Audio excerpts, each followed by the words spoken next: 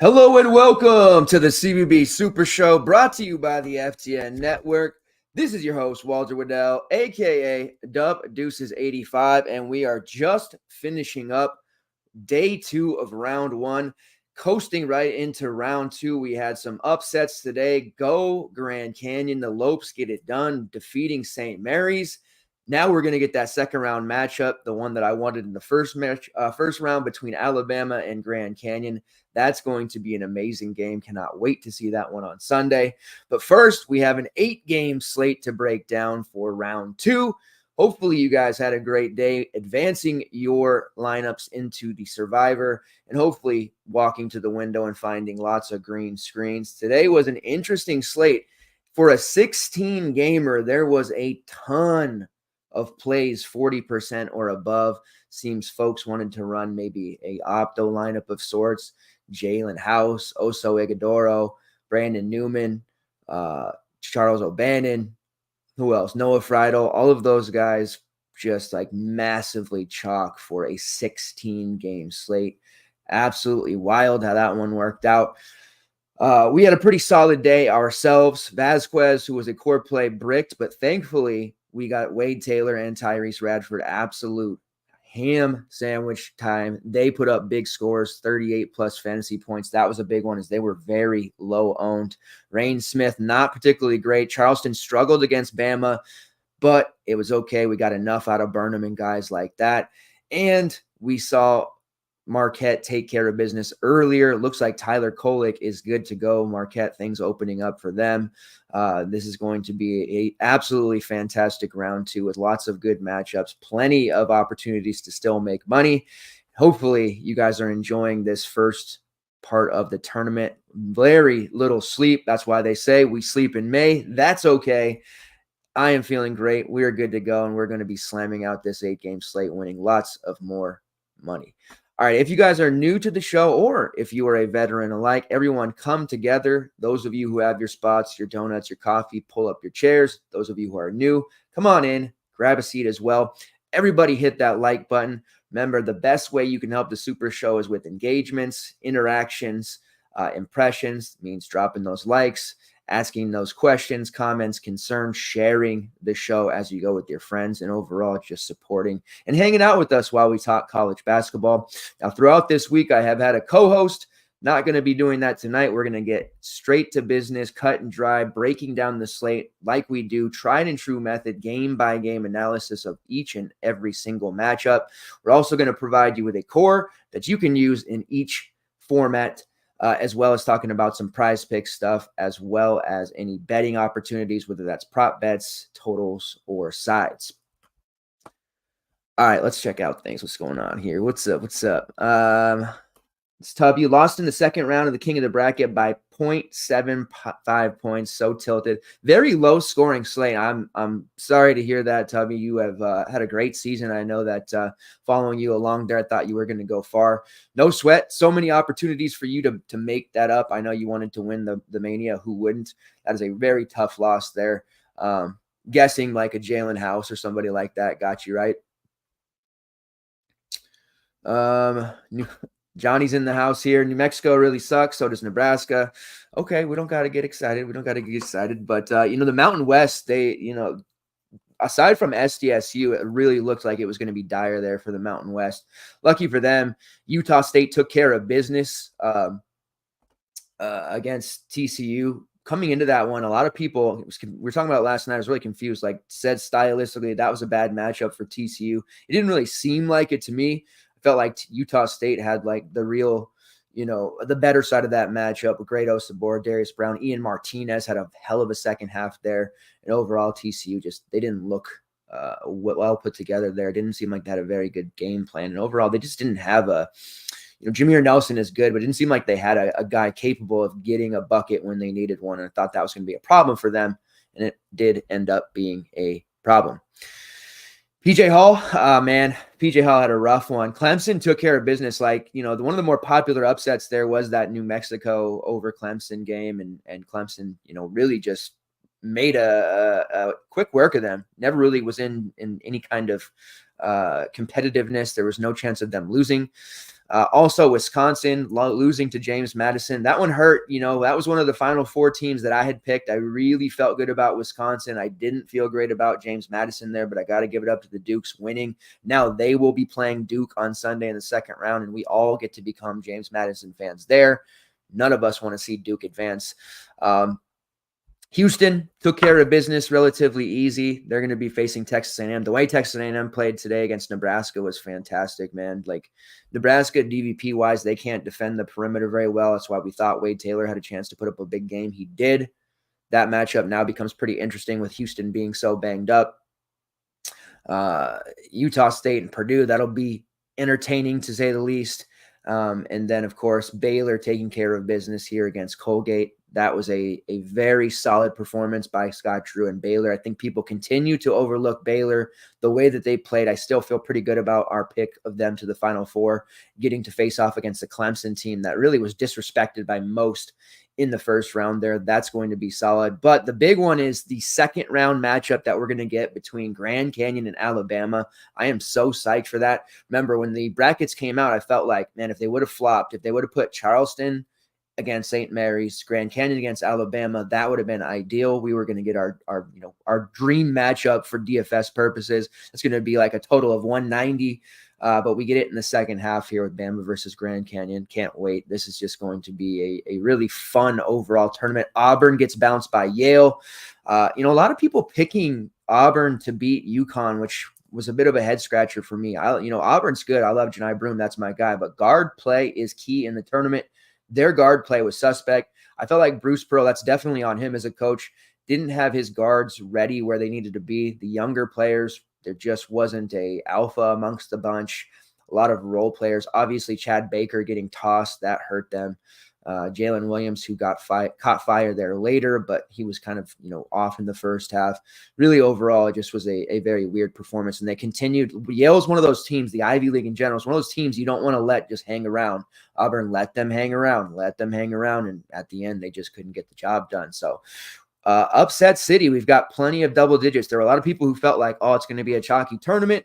There's not going to be any upsets, whatever. But we have plenty of double-digit seeds in the round of 32 here, and now we're looking at a potential for a very fun Sweet 16 here with teams like Oregon, Grand Canyon, Colorado, Oakland, NC State is going to be a fun. We're going to talk about James Madison, Yale, all these chances now to make the Sweet 16, and there's still going to be plenty of chaos here. Don't you worry one bit. Let's see. Maybe not, Johnny. Maybe not. But you know what? They attack and they have legitimate guard play. It's all you can ask for. They don't need to shoot like that to win. They're going to be able to score regardless. And Houston may not be able to. So I think that one now becomes a little bit more interesting than it was 24 hours ago. Dawson Templeton asked, most confident pick for tomorrow. NC State. I am all in on the Wolfpack here. Oakland is a fun story. Jack Golke, everybody wanting to, talk about Jack Golke. Speaking about Duke, I make the joke that he looked like somebody who should be on Duke, right? With his face and the way that he carries himself. There's no reason why he shouldn't have been at Duke with the way that he looks there. So, but I am confident this NC State team, absolutely ridiculous. Mo Diarra, DJ Horn, DJ Burns, the way they're going to set up against this Oakland team, their front court is just they're going to be able to take advantage of the size disparity. Kentucky wasn't. Calipari, there's all the drama there. Are they going to pay that $33 million to buy him out? Can they fix that relationship? He's just the last 4 years, no Sweet 16, no Final Four titles in a decade. And it feels like they just don't exploit, or he doesn't exploit the matchups that they have. And having 3 7-footers on the roster. They just didn't take advantage of that. And the freshmen were shell-shocked, and he just didn't coach them up. It felt like, they had a golden opportunity there to win that game. But, like, if that would have been, I don't know, Scott Drew coaching them, I don't think that wouldn't have happened. So with NC State, no one's going to accuse Keats of being an amazing coach by any means, but he's certainly going to exploit this matchup that he has with Mo Diarra and DJ Burns, and even Ben Middlebrooks, who looked fantastic in that round 1 matchup. So as good as Oakland is and how exciting that is, and people are going to be cheering for them, I am extremely confident in NC State winning this game. It'll be a close one. It'll go down to the wire. It'll be a clench your butt and on the edge of your seat type of performance there. But I like this Wolfpack team, and I think they ultimately go into the Sweet 16. Speaking of NC State, we got Alex there. We want Marquette 1974 title game rematch. Yeah, that would be pretty fun, wouldn't it? That would be really something.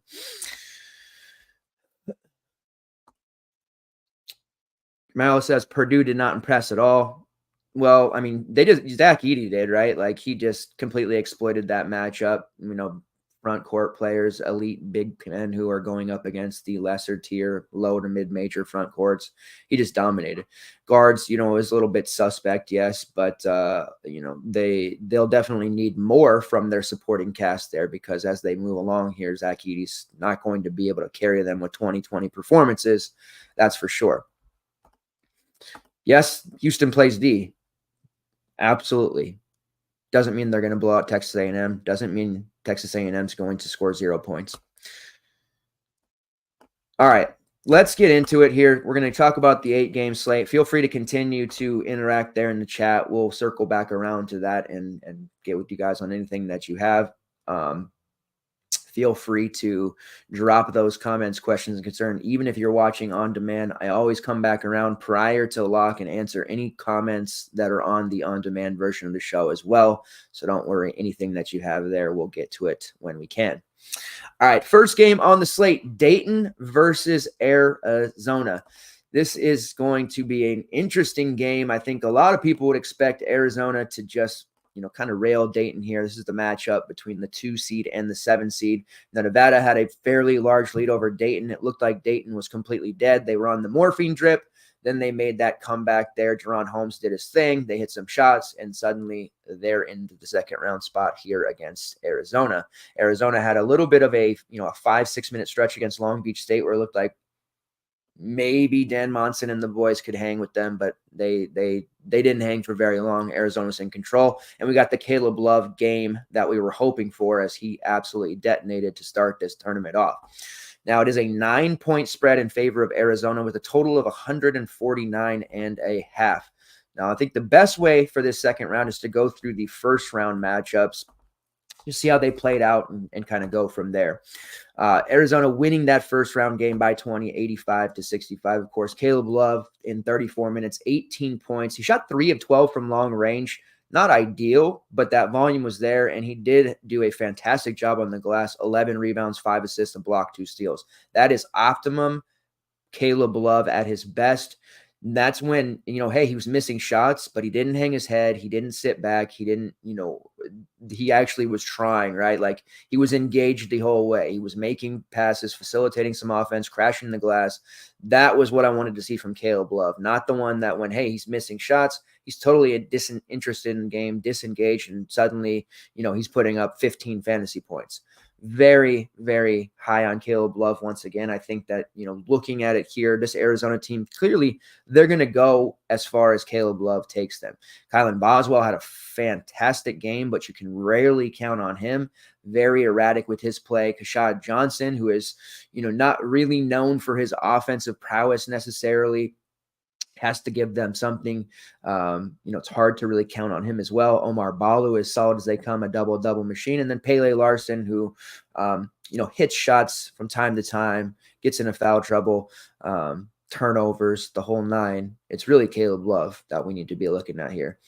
Mainly on the bench, Jaden Bradley and KJ Lewis, but I think I want to get away from trying to play KJ Lewis. To me, I think that it's going to seem like or it became kind of painfully obvious there in that game against Long Beach State that Lewis isn't going to be a huge part of the rotation, sans any major foul trouble or, God forbid, an injury. He's probably going to be playing around 10 to 15 minutes at max here in most of the tournament games. So at 4-5, that doesn't really do it for us. We can look to Jaden Bradley as he'll be their primary option off the bench, but at 4-8, he's a little bit high there too. Now, we saw the complete opposite on today's slate that we saw yesterday. We had a ton of value. We had guys hitting 7x, 8x. We had huge scores. Like, you put up a 260 yesterday and you barely cashed. You put up a 260 today and, you'd be walking away with a ton of money. Only took 170, 180 to really get things done today. Anything over 200 and you felt good. As we get deeper into the slate, that's going to be the case, especially with that high rostership on players. Like, that's just disgusting how high on some players were on a 16-game slate. I just really can't even handle that. But it worked out really good to our favor. So looking at it, Caleb Love's priced at 8-7. He was 7-6 coming into the tournament against Long Beach State. That was a pretty easy play with Caleb Love. Even if you would have busted, at least you could kind of overcome that if you had to at 7-6. At 8-7, we're back up to that high price point where you really have to be sure and you have to be okay with Caleb Love if he does have a bad shooting night or he doesn't stay engaged in everywhere else on the game. Going up against Dayton, a team that can shoot and shoot well, Caleb Love is going to have to be playing his A game here, and he's going to be having to match bucket for bucket with those Dayton guards when it comes down to it. I do like Love. 8-7 is going to be tough to get there. I don't hate it. Today you saw with the pay-ups, like Great Osabor, who was one of the better pay-ups, he was fine. But for the most part, you wanted to go with a more balanced approach. And when you look at this slate, Love's there at 8-7, Deron Holmes over 9K, Hunter Dickinson over 9K. Creighton guys are expensive as ever. Dante's expensive as ever. It's going to be really important that we pick right here. Love, to me, strikes me as more of a GP look large field play. If you're still in the Survivor or you're playing single entry contest, I think it is a little bit tough now to go to Caleb Love at that price just because there is the downside. So I'm tempering expectations on Love and not going to have quite as much as I had 2 days ago in round one, day one. Ballo is also pretty expensive at 8-6. This is going to be a really intriguing matchup. If you like physicality, you like seeing two bona fide studs in the front court going at it, this is going to be the game for you. Ballo versus Deron Holmes. This will be a battle clearly to see who can get who into foul trouble. Ballo has been really good about staying out of foul trouble, whereas Holmes sometimes been hit or miss, but for the most part, he draws a high number of fouls, and he's able to stay onto the court. So it'll be interesting to see how that shakes out. Two very disciplined bigs who don't ordinarily pick up stupid fouls. As far as the rest of Arizona goes, Johnson is pretty cheap at 6'3". I think he's probably the most realistic survivor / single entry play here for the Wildcats at that price. We can expect 28 to 30 minutes from him. Forward eligibility, which allows us to fill a spot that is traditionally sort of hard to be able to do. A lot of questions today. What forwards can we use? What forwards can we use? Who can I plug in here? Forward has just been a tough spot, and it's going to probably be the case here today. Not as much today, actually, because we got NC State forward, so we're good there. Boswell had that monster game of 40, so I would love to see people just chase that, paying almost 7K for him. That won't be me. If he goes nuts again, good on him. He turned the corner, but you look at his logs, that's just a big anomaly. That's not ordinarily going to happen. With the lackadaisical offense that Arizona showed early in that Long Beach State game, Boswell just he stepped up really quickly, got super confident, and just kind of ran with it from there. It was a great matchup for him, and he stayed hot. I don't know that he would stay this hot in this matchup against Dayton, a much tougher defense. And then you have, again, Pele Larson at 6'7". He's fine if you want to get there. I think, to me, Kashad Johnson makes the most sense as a play if you're going with Arizona. Not sure I will get to Deron Holmes, and that's not I don't like him, I don't want him. It's a matter of that opportunity cost is high, yes, but I just don't know that I'll be able to get there and feel good about the rest of my lineup. Holmes, of course, is magnificent. Third in Ken Palm Player of the Year rankings, 31% usage rate, 28% shot rate, shooting 39% from long range for a big man. That is solid coming back this season and really improving from there. but he draws that 7.5 fouls per 40. That's the 6th best rate in the country. That will be interesting to see how the Arizona front court does, and even those guards when they try to drive into Holmes there, who has a 7.5% block rate and an elite 24% defensive rebounding rate. When it comes to the Dayton guards or secondary plays, I'm not going to be too interested. However, this is a nice pace bump for them, right? Arizona plays at the 16th fastest tempo, and they're usually involved in higher scoring games. And as Raz mentioned last night, teams that play a little bit slower or getting a massive pace boost tend to be solid options for DFS purposes, kind of a no-brainer. But it's really tough to get too excited about these various options, and they're all smashed into the same pricing bucket. Enoch Cheeks, Kobe Bray, Kobe Elvis, all within 200 of each other, 5'9", 6K, and 6'1". You do get Javon Bennett at 4'6". He's been banged up, dealing with some various issues. He played only 18 minutes in that tournament game. Really hard to trust him, but it is a cheap option and value that you can potentially use. And as we saw today, you don't necessarily have to hit those 10x numbers for your sub 5K plays. You just need them to be adequate. 3x is typically going to be enough, especially on slates like today. Brea at 5'9", I think there's some serious intrigue there with the amount of threes that I expect him to take. If he gets hot, he could definitely pay that price off, and he's going to be on the floor for 38, possibly even 40 minutes the entire game. So he's the guard option from this Dayton Flyers team that I'm looking at the most. 100 more, you have Enoch Cheeks, who adds a little bit more in the peripheral side of things, has 25-plus fantasy points in 3 of his last 4, and has really shown to be the asset that they expected him to be when they brought him over from RMU in the transfer portal last season.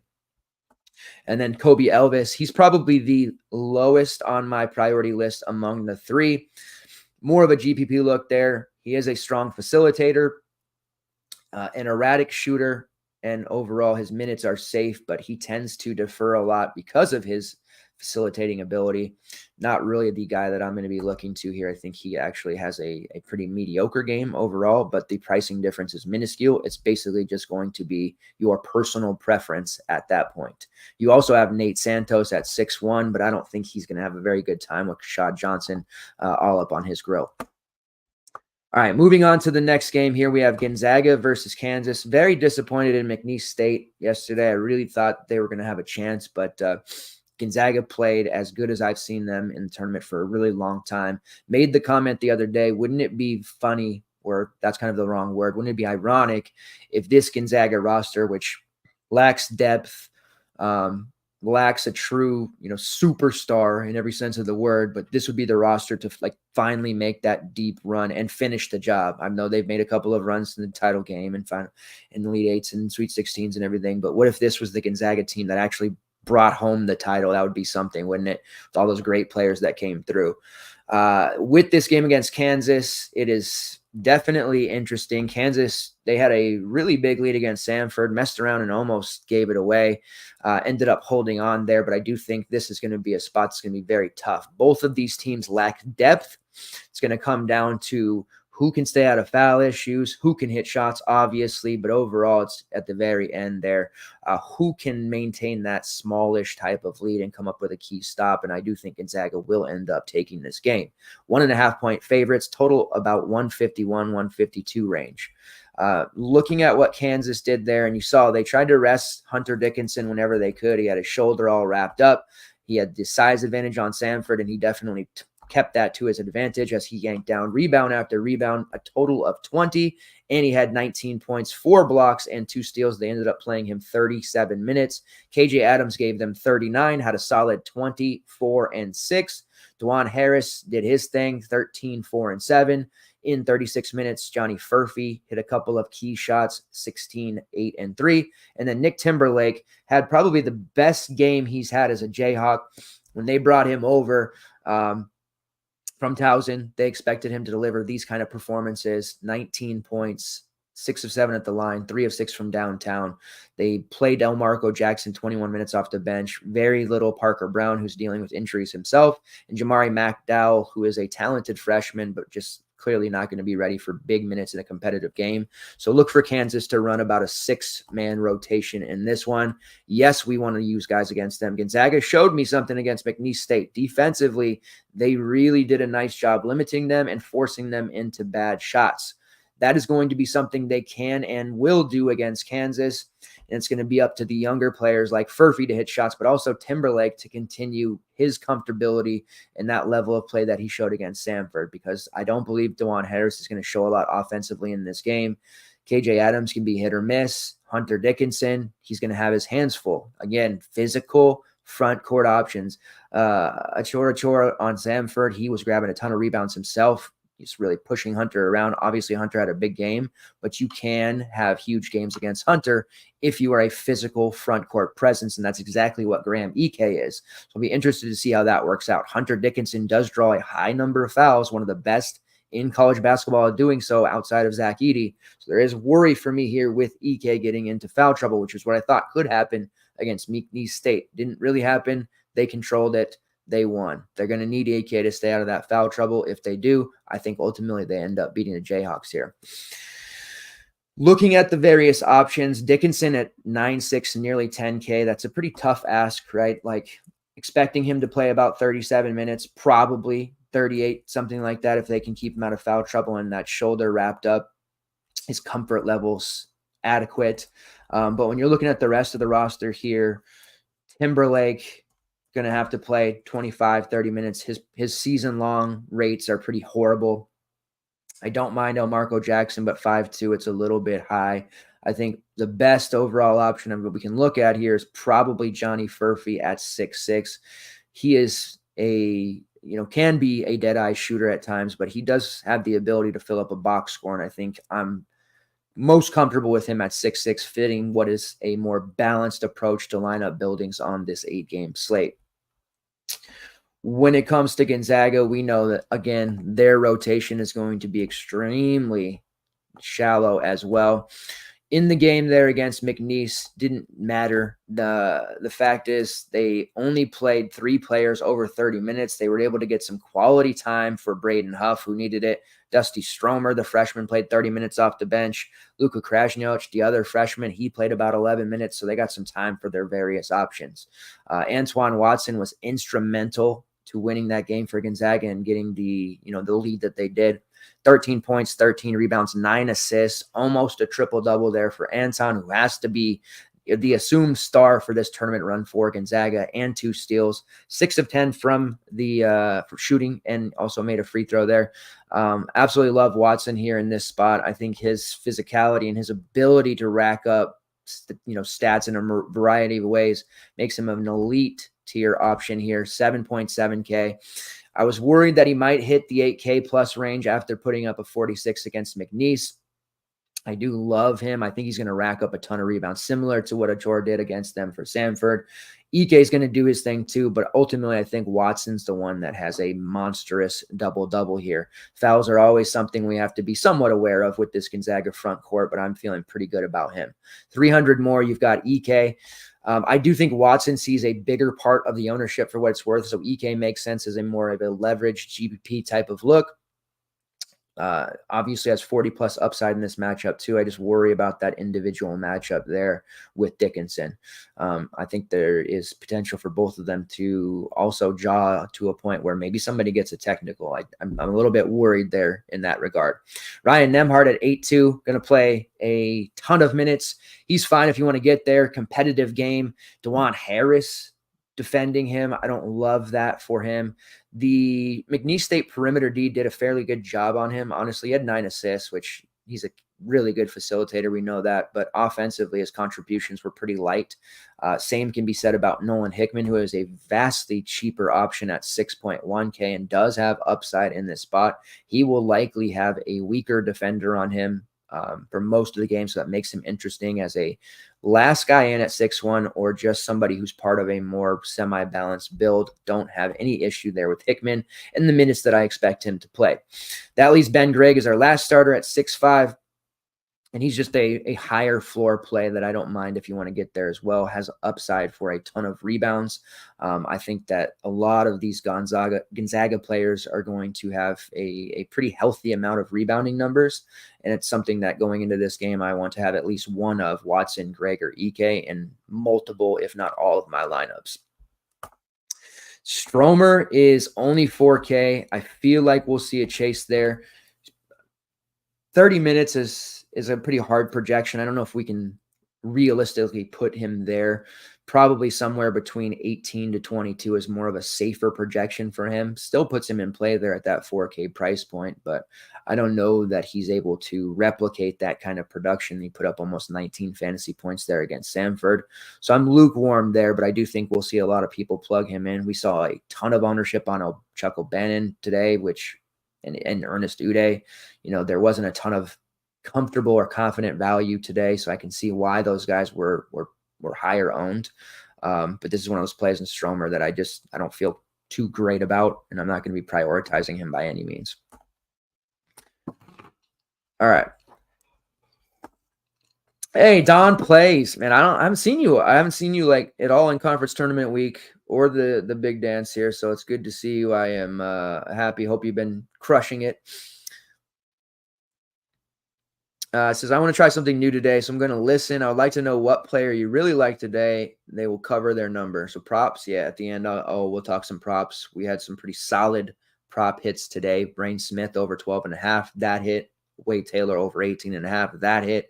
Tyrese Radford over 26.5 PRA, that hit. So we're definitely dialing in here with the props. And of course, Mike Kutry, who is the prop master at FTN, has also been crushing it. So we'll definitely get you set up. Hey, Josh, I can't believe I had BYU in the Elite Eight. That's not so bad when you consider the fact that I had McNeese State in the Sweet 16 and also Wisconsin going a very deep tournament run. That's not going to happen now. So brackets, it's funny because everyone assumes like brackets, if you're in the industry, you know, or even media, like you do anything with college basketball, like you're just supposed to be this amazing like bracket picker and you should be just crushing everybody. But it's funny, like those are the people, at least in my experience for myself and a lot of the friends that I talk to on a daily basis, like our bracket, we're oftentimes like just getting cracked in bracket contests because of how wacky these things turn out. And I think a lot of my problem is I get married to an upset that I think is going to happen and can potentially be just really hurt by it. I do have Grand Canyon in the Sweet 16 as well, by the way, so I'm happy that one worked out. But yeah, brackets are already in the toilet. Perfect bracket just is never going to happen. And it also makes me question time travel, right? Because if there was time travel at this point, wouldn't there be a perfect bracket winner at this point? Like somebody would be like, oh my God, I picked every single game. But I feel like maybe that would be too crazy. The FBI would be like, yep, that's a time traveler or something, because there's just never going to be a perfect bracket picked ever. Might as well offer like the every dollar in the planet, in the galaxy, the universe, because it's just never going to happen. I was looking at UNC Center over 24.5 points, rebounds, assists. Yeah, that's reasonable. Dickinson over 30.5 PRA. I always get antsy about PRAs when they're above 30. I took Wade Taylor and Tyrese Radford 26.5 over on their PRA today. There's just a lot that could go wrong at that number, but realistically, he should have a big double-double playing every minute. So it's certainly there. I like that Baycott number at 24.5, though. That certainly makes sense. Scott says, look at Discord regarding perfect bracket. How many are left? My South bracket. Sorry to pick against your Badgers. Okay. Did you pick every game right so far? Are you a time traveler, Scott? Yeah, everyone picked against the Badgers except for me. Even Badger fans picked against them. I'm like the only one in the entire industry that thought Wisconsin was capable of not only winning today, but making a run. But Jesus, they were horrible today. Stephen Crowd played hard. Max Klesmit played hard. Storr couldn't make shots. Tyler Wall is out of eligibility. Wisconsin really needs to go out there and now that their season's over, go into the portal and grab a wing. There are several there already, but they absolutely need a wing there. But congrats on your perfect bracket in the South. Cool. Well, good. Also, thanks for the cards. I texted you earlier, but I don't think you answered me. Just too important for me, I guess. But I appreciate the gift that you sent me here today. It came, and I'm simply ecstatic about it. Thanks for caring. Thanks for caring. All right, let's get into the next game here. Michigan State versus North Carolina. The Tar Heels as a 1 versus, in the second round matchup, the 1 versus the 8s and 1s versus the 9s. Usually see a little bit of a wider spread for the most part, and as excited about North Carolina as most people are. It's a bit alarming to see they're only 3.5-point favorites against the Spartans. Total of 140.5. And this is the same Spartans team that everybody is having fun poo-pooing on and saying they don't deserve to be in the tournament. And, I'm feeling kind of good about the Spartans all of a sudden. And it has a lot to do with the fact that April 17th, 2023, last year, Scott, I know you have trouble with numbers. I had a Final Four ticket. I really like the Spartans roster, right? Like you look at it and you're just like, Jesus, look at these guards. How do these guys not make a deep tournament run? So it took them, to make the Final Four in 2024. And I felt amazing about that all summer long, all spring, all fall. I'm just like, I felt amazing. Like I'm just have the Folgers can over here. And once the season started, I no longer felt good about that Final Four ticket, but and in case you're wondering about how superstitious I am, or if it's just an act, it's not. I am truly one of the most superstitious people you'll meet. I have a bonsai tree sitting in our dining room area, and I put futures in that bonsai tree, and that's one of them that's been sitting there for quite some time. I got a little mad mid-season because it's like, why do I have this ticket? I don't need it. But it's sitting nestled in the bonsai tree now, and it's still technically live, and only a 3.5-point spread. That's either like the biggest bait in the world, or Michigan State has a really reliable chance at potentially winning this game. And it's easy to sit here and say, hey, if Sparty plays like they played yesterday, then yes, they can beat almost anyone. And it's easy to be, hey, Tom Izzo, he never loses in March. It's obviously not the case, because if it wasn't, they would win every year in the title game, I would say. But they really did a nice job just dismantling that Mississippi State team. They were not ready. They looked totally out of sorts. They shut down Tolu Smith, erased any and all advantage that they might have had in the front court. Josh Hubbard, they limited him. He was, volume scoring there, not getting any clean looks. Tyson Walker was fantastic, 19 points. Jaden Akins was clutch, hitting a bunch of threes. AJ Hoggard filled up the stat sheet. They didn't really get a lot from their secondary guys, and Malik Hall was just ordinary. They started Carson Cooper. He was below ordinary. Xavier Booker got some minutes. Trey Holloman got some minutes. Mainly their veterans carried them. Their 3 veteran guards, Tyson Walker, AJ Hoggard, and Jaden Akins. And most matchups in this tournament, they're going to have the advantage. They have the better guard group most of the time, and they did against Mississippi State. And you can, it might be controversial, but you can say overall they have the better guards than North Carolina. Now, individually, RJ Davis is probably the best guard in this game, but there are 3 of them and only 1 of him, and he's playing with Cormac Ryan, Seth Trimble, Elliott Kadu. That group's just not quite as good. So I have some concerns here for North Carolina, definitely. But we know that Michigan State is susceptible to getting banged on down low. It didn't happen with Mississippi State. It can happen with North Carolina. And that means a big dose of Armando Bacot. They're going to need to lean on Harrison Ingram. Ingram is going to have to do a whole hell of a lot more than he did against Wagner. That was a 90-62 win. There was no 16 seed madness and chaos this year. So, and certainly Wagner, they didn't really have any realistic chance to beating North Carolina. Armando Bacot had a huge game, 20 points, 15 rebounds. Harrison Ingram, 9 points, 5 rebounds. Expect him to play a lot better. They're certainly going to need him to. RJ Davis scored 22 points. Cormac Ryan hit a couple of threes. So overall, you're looking at a strong North Carolina 6 to 7 man rotation capable of winning this. And I think they do mirror what they did against Wagner and try to pound it inside a lot with Bacot, racking up foul trouble for the likes of Carson Cooper, Jackson Keeler, Xavier Booker. Those are all for the most part, younger players. Maybe they throw Matty Sissoko out there to use his 5 fouls, but there's not a front court player on the Spartans roster capable of handling Armando Bacot one-on-one on the low block. They'll have to throw some doubles out there, and that's when we might see Cormac Ryan hitting some key shots. Perhaps Seth Trimble comes to play. Now, Jalen Withers was phenomenal. He was a really sneaky value play there against Wagner. He played 22 minutes, 16 and 10. I want to advise people that, yes, this is a solid matchup DVP-wise for front court players, but Withers is 4'9". I don't expect him to play 22 minutes, and I don't expect him to dominate the way that he did there, 36 fantasy points. And I'm curious to see if people actually do chase him there. It would be a lot different if he was still priced at 4K or even below that, because we could still take that shot and be like, hey, how about 15 minutes? But at 4.9, there's a lot of just bad things that can happen to your lineup there. Maybe as a GBP one-off offshoot type of play where you're playing Bacot foul trouble, Ingram ineffectiveness, where they have to go to Withers, but that's just going to be a tough price to pay at 4.9, I think. I know some will chase it, though. I'm just going to be very, very low on him overall. Bacot is priced reasonably. I'm happy that he's not like 7K or 6.5 or something just absolutely idiotic. He was only 3% on that first round slate, which was a little bit wild, right? We're just Wade Taylor 6%. We're getting some really good plays at low rostership here, and that's what I really, really love when we get to that level.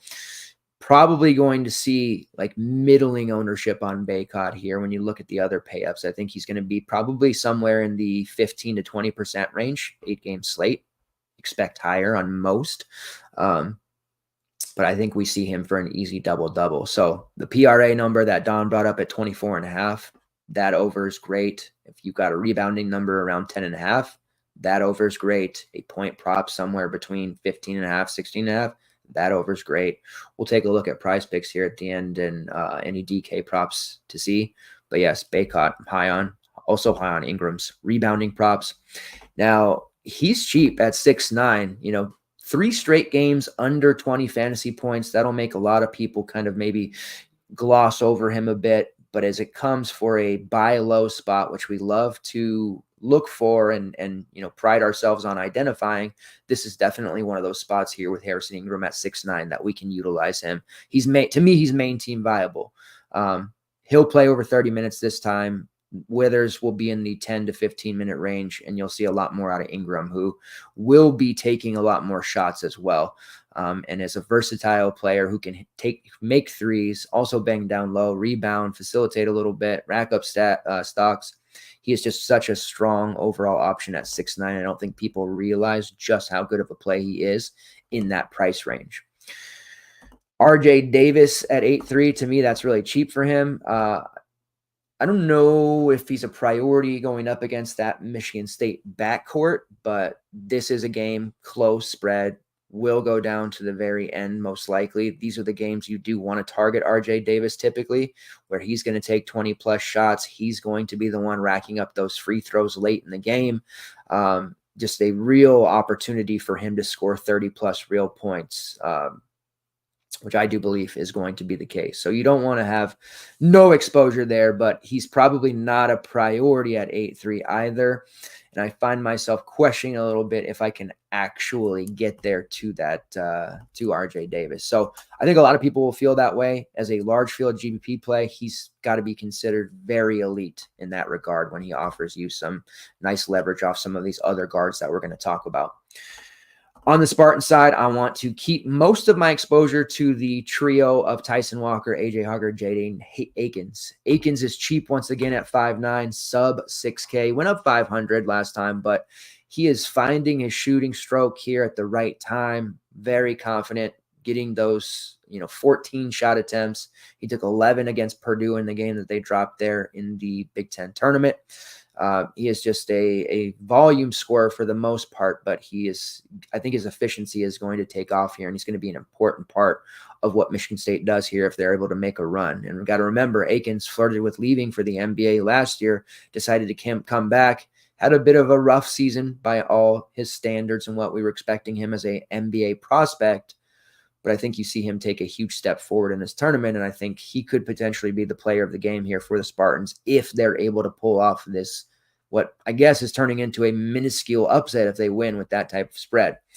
But I think a lot of people would be shocked here if the Spartans won, especially me. My bonsai tree might not be shocked, but I would be. AJ Hoggard at 6'7". I don't find myself playing him too often. I think a lot will. Let's get into the projection sheet here. Yeah, as I expected. Projects over 4x that price. He's not like a super slam dunk play for me. But I do think he sees ownership. Not one that I typically love. I would prefer Tyson Walker. Obviously, that's a 1,100 more at 7.8, so that's a bigger opportunity cost that you're going to have to pay there if you can get to him. I do like Tyson Walker. I don't think I'm going to prioritize him. Jaden Akins is the one that I want the most, but overall, I could also just go without having Sparty exposure. I don't feel obligated to have any of them.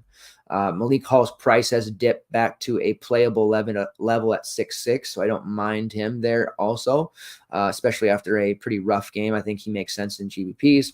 And then those secondary looks, perhaps Xavier Booker at 3.5. They're going to need some big minutes out of him, I think, especially if Cooper gets into some foul trouble. Sissoko, maybe Hall. They're going to have to throw these different bodies at Armando Bacot. He might just be a lamb served to the slaughter, so I'm going to tread carefully there, and I'm not going to be playing him as a main team look. But at 3.5, he offers you some salary flexibility that you can definitely utilize. All right, let's get to the next game here. Washington State versus Iowa State. Drake was knocked out by the Cougars.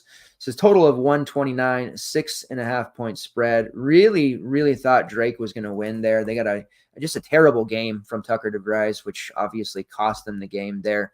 Washington State does advance to face Iowa State. The Cyclones, they withheld an early punch in the mouth from South Dakota State where I was like, wait a minute, are they going to drop as a 2 seed here again? But ultimately, they just wore down South Dakota State. And it was interesting. Like, Iowa State has this other level to them. And it almost seemed like, okay, here's this potential first-round upset brewing. And it almost seemed like they kind of just shook their head and said, no, we're not gonna do this. We're not going to play this game with them. We're going to now just kind of make this game end. And that effectively happened like midway through the first half. And it was like a kill switch happened, and they just took control. This is going to be an ugly game. We are looking at an Iowa State team. They're about 190th in tempo, second in defensive efficiency per KenPom. You look over at the Cougars, 313th in tempo, top 20 in defensive efficiency. So you can expect what the kids call a rock fight in this game. Not really the best fantasy environment, not something that I'm looking to, or feeling giddy about fully stacking. Now, on an 8-game slate, I don't want to necessarily, cross off a game. I want to look at every angle that we can, and especially on these turbo slates. But when you look at it, outside of maybe Jalen Wells, who is a really appealing price of 6.2, I just don't know if we can get to these various options. Now, Isaac Jones had a ridiculously good game against Drake at almost no ownership. He's priced below 7K. It would be a hard sell. It would be a surprise to me if he were able to put up 40 against the Cyclones team. Iowa State is one of the handful of teams that I do look to avoid targeting against unless we're talking about a 4-game slate or less. We're almost there. We will be there very soon, but we're not quite yet. Iowa State's front court includes a myriad of options: Hassan Ward, Robert Jones, Trey King, different physical front court players. I think Isaac Jones can get to the foul line a lot in this matchup, which makes him really interesting. If he cannot pick up those ticky-tack fouls and really just handle the physicality that's going to be coming his way, I do think there's a good chance he ends up on the optimal. You look at his various rates: 24% usage rate, 22% shot rate, a combined rebounding rate of 27%, block rate of 3.5%, and he draws nearly 6 fouls per 40. So when Hassan Ward checks in the game, there's a good possibility he checks right back out. 2.5 fouls called per 40 on Isaac Jones too. So very disciplined. The Idaho transfer has been rock solid all year long, but this will be clearly the toughest matchup to date for him. And I Don't know that he ends up making a survivor build, but he's certainly a guy that I like in even like 3 max where minuscule ownership will be expected. Overall, though, 6'8" feels like a cheap price for him that he can take advantage of. Miles Rice, to me, is a fade. I think he has a real struggle here. Younger player. Drake did a nice job forcing him into a ton of bad shots. He got rattled early, and you could tell that based off of that game. I didn't watch that one live, but I went back and watched it later on demand, and he just did not look comfortable whatsoever. So he's a fade for me. And then the only other play really would be Jalen Wells, who is a price play at 6'2", has forward eligibility, had a massive game against Drake, a monster game against Colorado, a really elite performance against Stanford. Washington held him in check. What can I say? And then he had a big 34 fantasy point game against UCLA. So he's playing as well as anyone right now in the tournament, honestly. And he's certainly a guy that I think ends up seeing a good spike of ownership there at 6'2", playing 37, 38 minutes. That's, puts him right in that 25 to 26 fantasy point range at minimum. And there's going to be obviously upside for more there if he's able to hit some shots and put up 30 plus. Anyone else on the Cougars is probably just an ignore. Jakimovski's cheap at 5'3". I don't find myself usually using him. I kind of have major concerns about him actually in this matchup. There is some history here with this program and Jakimovski, who was set to go to Iowa State. There was some portal talk there. He ended up staying at Washington State. So, that won't matter much, but it's kind of an interesting little storyline there. Still looking at Watts, as a long-term prospect. Now, Isaiah Watts, is frustrating because I read that blurb and that report from a beat that they're going to utilize him a lot more. Jakimovski is being banged up. Watson is somebody they're going to rely on. He put up a huge number against my Huskies, played only 8 minutes total in the Pac-12 tournament. Totally frustrating. Obviously couldn't use him at 4'6", wouldn't even think about it. But against Drake, they used him 22 minutes. With Rice struggling, they went to the freshman, and he delivered 7 points, 2 rebounds, 3 steals. He put up a very strong 17 fantasy points. The problem is they had him priced at 4'6", which is just going to be too high. This is the Riley Kugel of the West. You just don't know if Watts is going to get a DMP. You don't know if he's going to play 20 minutes. It's really difficult to predict. There's no way, unless you're in that huddle with Coach Smith, you're not going to know, or in his brain, you're not going to know just how many minutes Watts is going to get, or if he's even going to check in. Because he doesn't start, there's just no way you can utilize him. He's 4'4". If you're running some large field GPP lineups and you have some throwaway spots, then sure, pencil him into a couple. But he's not a main team play or survivor look, even if he goes off. What do we see with Florida today? Riley Kugel racked up 2 straight DMPs. Today he plays, and he looked really good. Florida ended up losing, but that's just one of those things where it's like, oh, that would have been nice to use Riley Kugel if we knew he was playing. We just don't know that with Isaiah Watts, but he has a ton of talent. Don't be surprised next year if Watts is like 8K and habitually the pouch play of the day. You do have a 4-1 price Kamani Hunoso, who was a big play in the Pac-12 tournament, but he played 9 minutes against Drake. So those two seem to be intermittently changing with their minutes. Means you can't really use either of them, but that is something to look at or at least be aware of. On the Iowa State side, Tamin Lipsey, to me, it's tough. Like, he put up a nice game against South Dakota State, 17.7 assists, 35 at 7'5". He can do a lot of damage, but it seems like he's hit the pre-conference schedule version of himself, that rhythm again. He was just an absolute killer. Like, the way he was putting up 40 plus and the way he was doing it reminded me so much of Tyrese Halliburton, who, was a Cyclones legend of sorts. Fell apart in the Big 12, made it very hard to play him. He has scored 30 plus DK points in 3 straight games, playing 35, 30, and 29 minutes. I don't know that I'm comfortable enough to use him, but I also think that he is a problem for this Cougars team and will have the opportunity to rack up a ton of steals. If he's shooting well and efficient, then he can absolutely pay off this price, but it's not for the faint of heart. And, his floor of 18 to 20 is just a very unappealing spot to be stuck with there on him halfway through the slate. Sean Gilbert also quite expensive at 7.4. He's been far more consistent than Lipsy. Lipsy missed some time, had some ailments. Gilbert stepped up, really became the star of this team without Lipsy. And even with Lipsy returning, we're seeing Sean Gilbert continue to produce at a high level, contributing across all categories and also scoring in transition at the free throw line at a high clip. So either of those plays are fine. They're good, not great. They're not priorities. Don't hate if you show me a lineup tomorrow with either of those guys. I won't be like, oh, no, you can't use them. You definitely can.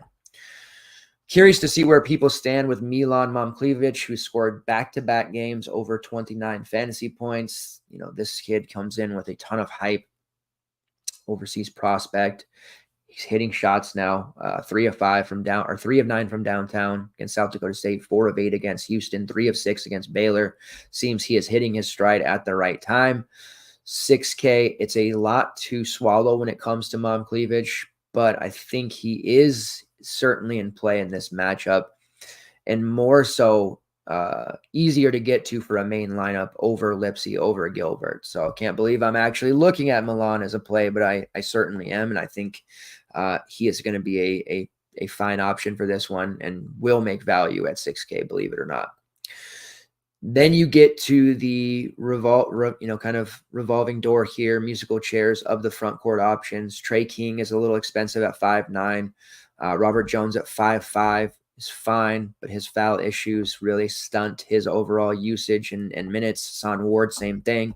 4.8. He's not really cheap enough to get to. Now, he doesn't need a ton of minutes to pay off, and we've seen some pretty solid production from Son Ward, especially lately. In 21 minutes against Baylor, he had 29 fantasy points, and it only took him 10 minutes against South Dakota State to put up 16. So there is some merit here, but I think what happens, honestly, is Isaac Jones, just anytime Ward or Robert Jones is on him, he's just going to get them into foul trouble. So I think it's a little bit too lean to use them. If Ward was 3.8 instead of 4.8, I think I might change my tune and be a little bit more interested in him than I would be at 4.8. All right, halfway through the slate, NC State versus Oakland. To me, this is the game of the slate. All of the totals are bunched up. They're all about the same. Not very imaginative here. It's not the highest total on the slate, but to me, it should be. Over 146.5 is very clearly live. And also the Wolfpack coming in as 6.5 point favorites. That makes me antsy. As confident as I am that the Wolfpack advance, I'm not very confident about them covering that 6.5. I'm very, very worried about that part of it. Ken Palm has it 77-70 in favor of NC State. We will start with them where they have a size advantage and I want to say physicality advantage, but it's not as if Trey Townsend is in Chris Conway, both under 6'10", but they can bang with the best of them in the Horizon League. They were tough players, and we saw against Kentucky, they held their own.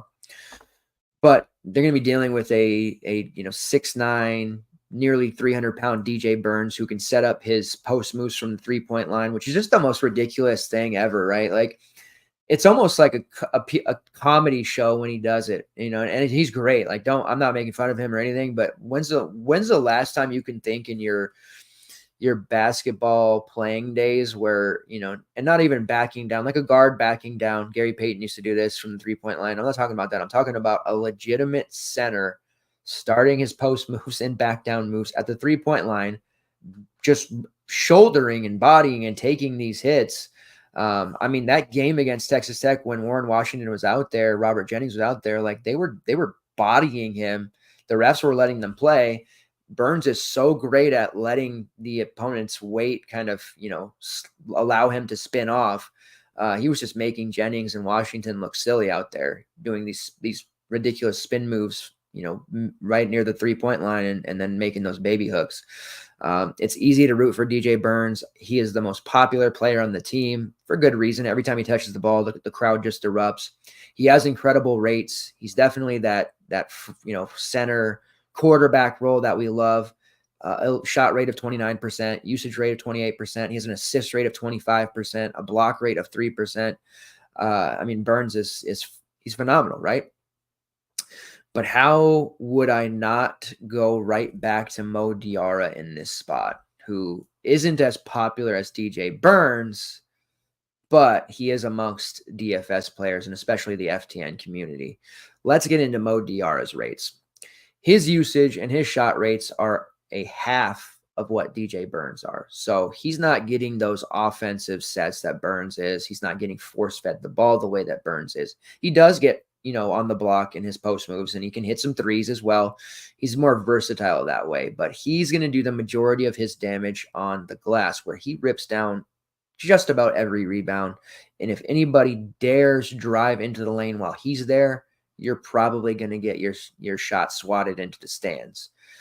Fourth highest defensive rebounding rate in the country at 30.6%, which, let that set in for a minute. Some players have combined rebounding rates, we're talking about, metrics here, of 15 to 20%. This guy is an otherworldly, like not of this world. This isn't like a truly an alien type of player to be able to rebound this well and this consistent. It took a while for people to realize just what the hell is going on here with Mo Diarra and actually buy in and believe how good he is. And if they haven't by now, if that last tournament game against Texas Tech didn't really set it in for you yet, and I know all of this community has, but if people are still like, oh, this is DJ Burns show and not recognizing Diarra and want to hand him to us at 5% again, then by all means, please do, because he is going to put up another masterful performance in this game. Combined rebounding rate of 40.1%, a block rate of 5.1%. He shoots about 35% from long range, by the way. That's on 58 attempts. We're not talking about high usage, high volume from long range, but if you leave him, he will hit it.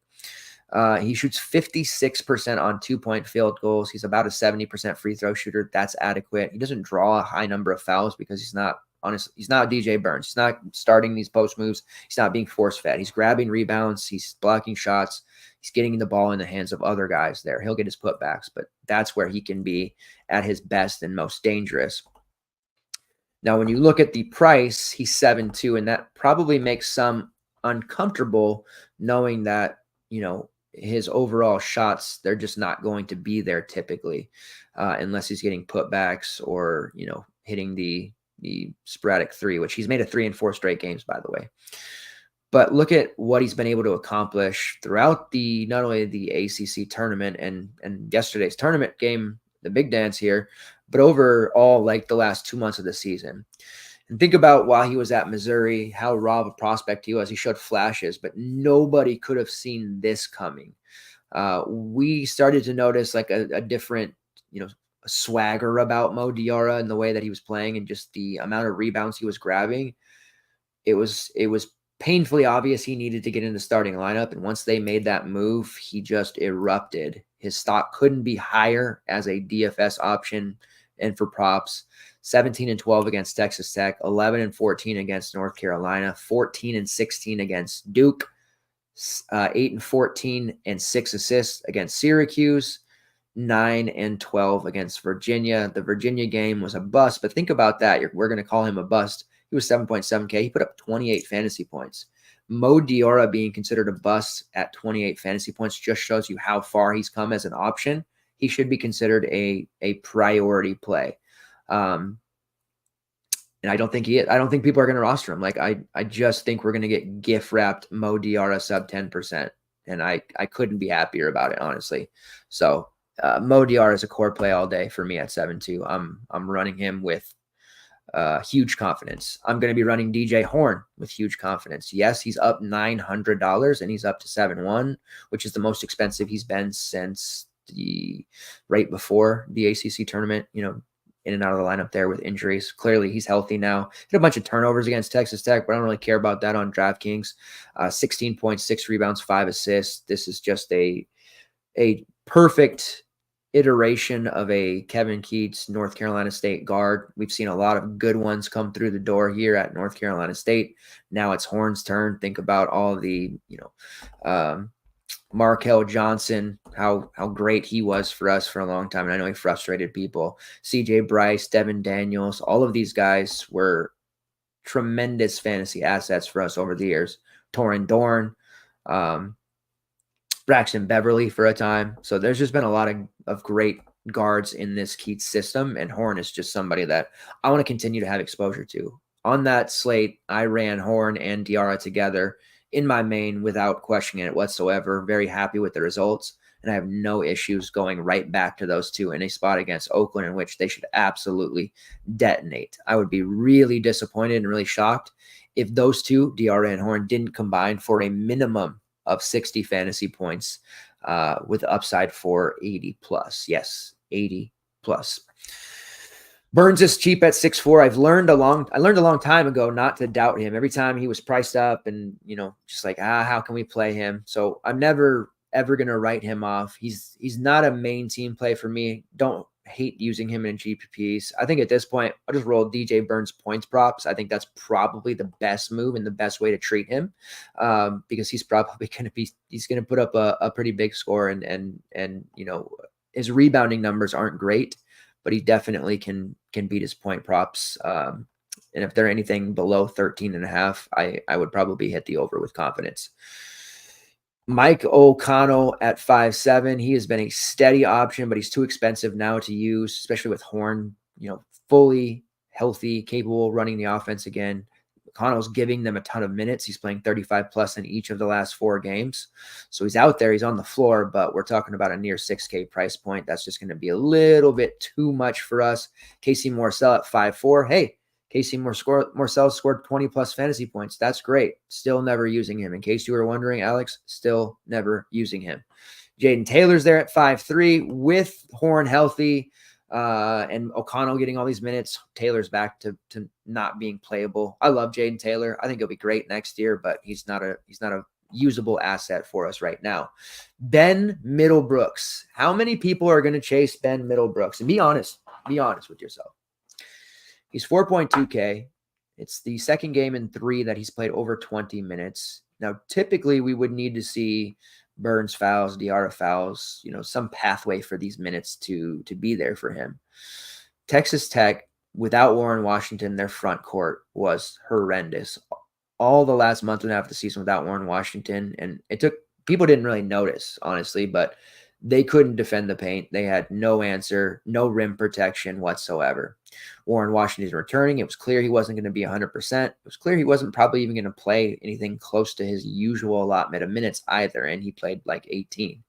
Ben Middlebrooks was just schooling Jennings, everybody that tried to guard him. 35.5 fantasy points. Now, if that was a 1-game blip and all season long, it would be really easy to be like, we can't really trust that.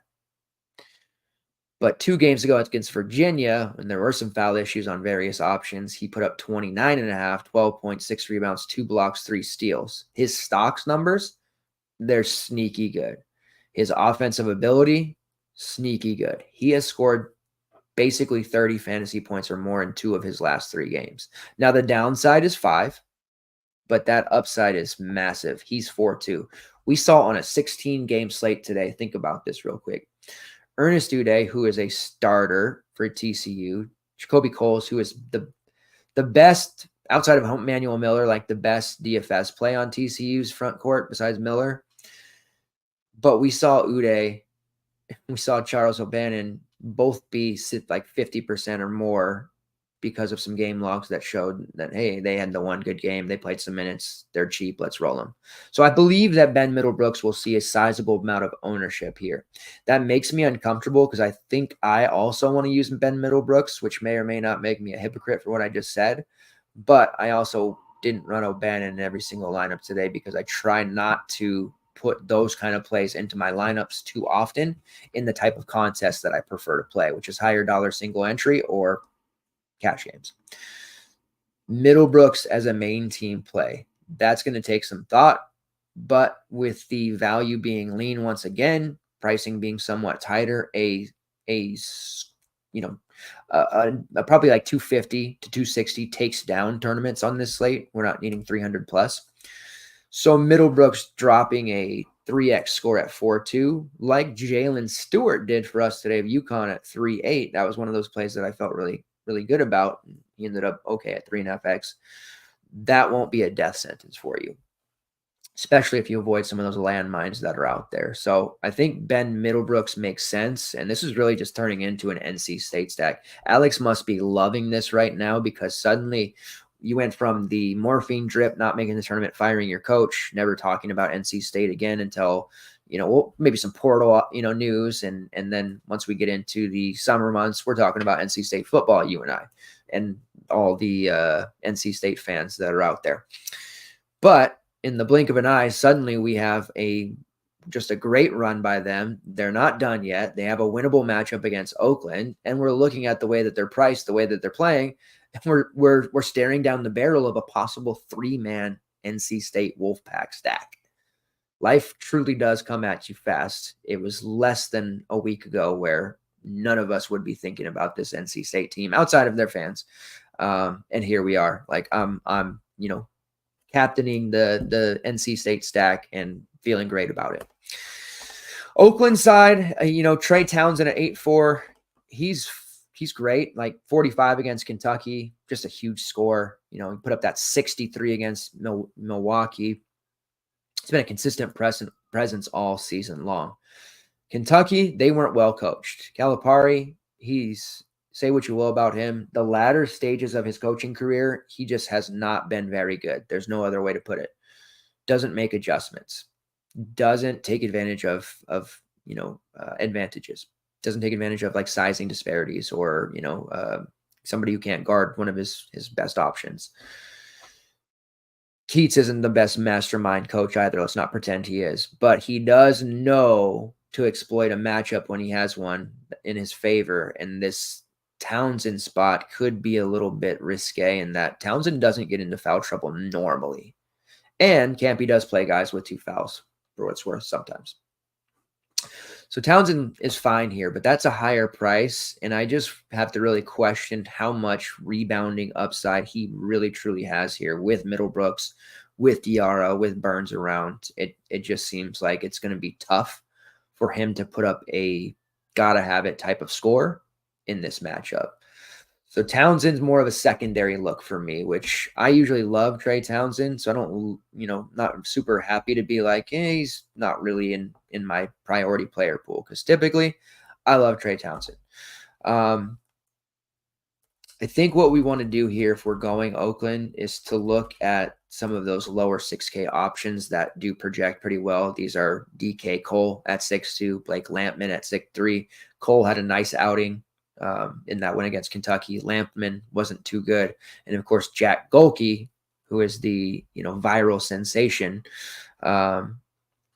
is there at 7K coming off the bench. He's going to have to just light it up from 3. I don't feel particularly comfortable paying that price for him off the bench, expecting him to replicate that. I mean, this is what Golke does. The way that a lot of people were just like, whoa, I didn't know who this was. Who was this guy? Even Gary Parrish. I watched the CBS podcast with Gary Parrish a lot. I like that show. But even Gary Parrish was like, oh, we didn't really know who this guy was. And it's like, well, we did because, we're sickos that play DFS and everything. We had them on the Horizon semis and final slates last week or the week before. So we were aware of what he did and how he just comes off the bench chucking with reckless abandon. He was fantastic in the Horizon semis and the finals. 5 of 12 from downtown in the title game against Milwaukee, 7 of 14 from long range against Cleveland in the semis, 10 of 20 against Kentucky. It's just a ridiculous number. So when he comes in, what he's going to provide. He's not going to have a ton of peripherals usually, and it's another matchup where, against Cleveland he had 7 rebounds. That's just not going to happen. He's not going to be putting up a huge rebounding number against this NC State team. He's just going to be out there chucking. So you're relying on a predominant scorer at 7K. And we're not even talking about like Cam, because we used to do this with Cam Thomas all the time at 7K, 7.5, 7.9. Like, yeah, we know he's not going to give us any peripherals, but he's going to score 30 real points. But he's a true 3-level scorer. Golke's just going to be chucking from the parking lot like he's Steph Curry. By the way, I think that performance against Kentucky eclipsed the most threes of a double-digit seed ever in the tournament. Steph Curry, the previous record holder of that of that record. So big deal what Golke's doing, and everybody's gonna be all eyes on this game. Waiting to see him do it again. but NC State knows what's going to be the deal when he comes in. They're not going to be fooled. They got to just put a body on him. They just have to make him uncomfortable, and they have the physical perimeter options to do so. So I'm really antsy about paying that $7K price. Now, it might not matter. Goki may just be like a March hero. And when you have the March hero modifier turned all the way up, like Goki apparently does, it doesn't matter who they play. They could play, title winning Virginia from a couple of years ago with Kyle Guy. It just wouldn't matter. He's going to put up a huge number. And that may be the case. Maybe we need to play some exposure to him just to heat check. But this just seems like a very obvious fade to me and going elsewhere, because I think some will get caught up in the hype of what we just experienced. Like, people are going to be talking about that Golke, that performance for years. Think about all the, Bryce Drew and Grand Canyon just won today and beat St. Mary's, who was a computer darling statistically and usage-wise and metrics. So St. Mary's would never lose to Grand Canyon. Bryce Drew's 3-point buzzer beater winner for Valpo is, still one of the first clips you see when buzzer beaters come through. March Madness about to start. That Golke performance will be in those clips, and talked about forever. So I think a lot of people get caught up in that hype, and he'll see a more ownership than he probably should. 6'3" for Lampman to me is a way better play. 6'2" for DK Cole to me is a way better play. They offer more. Let's pull up. Cole has been playing extremely well, by the way, with Rocket Watts basically out the last few games. I know he was available and returned there against Kentucky, but with him banged up and not playing full minutes, we've seen DK Cole absolutely detonate it. Now, Isaiah Jones also returned. He only played 5 minutes, and we saw Rocket Watts play 20 minutes off the bench, but it still didn't negatively impact DK Cole. He played 30 minutes, 12 points, 8 rebounds, 4 assists. He was great. He was absolutely great. Continued his excellent play from the Horizon League tournament. 37% three-point shooter. His season-long rates are good, not great, but he's cheap enough to still look at, make sense in a balanced build. Wanting exposure on the other side, especially if we do want to stack NC State and you're one of those folks that feel you need a run back, then I think DK Cole makes the most sense. Blake Lampman also makes a lot of sense. 21% shot rate, shoots about 37% from long range. He's a real nice leverage piece there if there is any ownership on these Oakland guys, simply because he was the odd man out, played 28 minutes, had just 15. Easy to kind of write him off, but he was exceptional in the title game against Milwaukee. 4 blocks in that game, 12 points, put up 35. He was really, really good against Cleveland as well. So it's easy to write him off and not even think twice about it, but his peripherals are extremely strong. And while his 3-point shooting isn't like Golke's, he can still knock them down and pay off this 6'3" price point. So I prefer those options between Lampman and Cole if you're going to utilize any of them. Rocket Watts is cheap at 3.7. I don't think you see him jump back in the starting lineup, so that still makes him pretty risky, even though he's sub 4K. He played the 20 minutes against Kentucky, but that's no guarantee. This is one of those QGEL spots. Like, he may play 20, he may play 5, he may not play at all. So you got to tread carefully here with Watts. I think he's a solid secondary GBP type of play, but I wouldn't necessarily be playing him in my main there. Wouldn't feel great about it. That's for sure.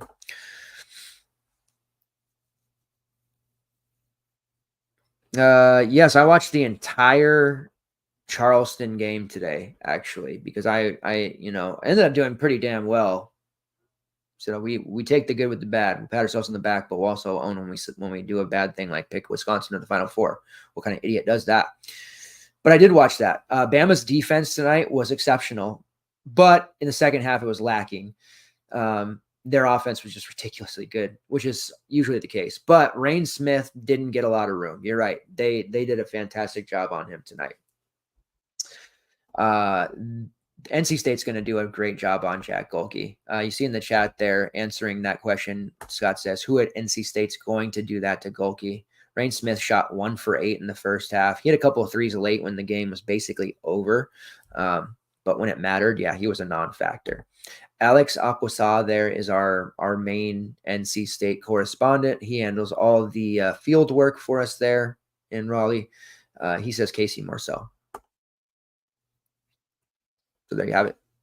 NC State's winning this game, and Jack Golke is not hitting 10 threes. Might be a hot take. I know. It's the only kind of takes I give. But this Wolfpack team, we're going to keep riding them. All right, Texas versus Tennessee. This is going to be an interesting game. It's also going to be dreadful hearing all day long and during the telecast, oh, Rick Barnes is facing his former team. Like, we know the storylines. Let's just get past it, get over it. It's really not that interesting to talk about, honestly. I have never cared less about somebody being a former coach of a program than I do in this spot of Tennessee versus Texas. I don't know if others don't feel that way, but that's just my own opinion on it. Ken Pom has this a 5-point spread, 75-70 in favor of the Vols. They are 6.5-point favorites on DK. It's a total of 146. We saw as expected, a fairly pedestrian game overall. Tennessee, there was really no chance of St. Peter's pulling off a shocking upset like they did a couple of years ago. 83-49. Tennessee's defense clamped. They allowed Latrell Reed to do some things, but they made a conscious decision to remove Corey Washington from that game, and he had just 2 points, one of their best players. Defensively, the Vols have never looked better, but it was St. Mary's, not Texas. We'll get to that in a second. Zakai Zeigler in 31 minutes, 11 points, 10 assists, just a real, solid 32, 33 fantasy point performance without having to really lift any, do any heavy lifting or working up a sweat.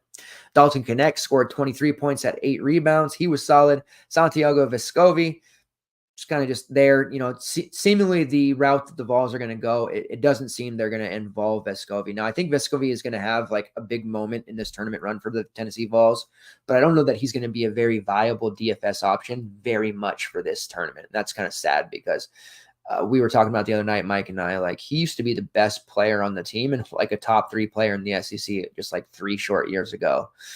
Josiah Jordan-James had a ton of peripherals, no points, kind of what we get from him. And Jonas Aidoo was solid, 15 and 6. We saw Gainey and Meshack get some quality minutes off the bench. Typically in closer games, those two aren't really going to be factors for us.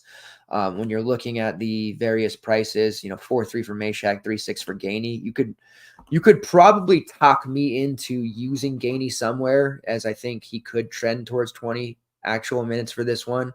But there's just no floor there and very little upside. And they would need Gainey if the offense is stagnant and they need a huge lift off the bench. That's where Gainey is going to come into play.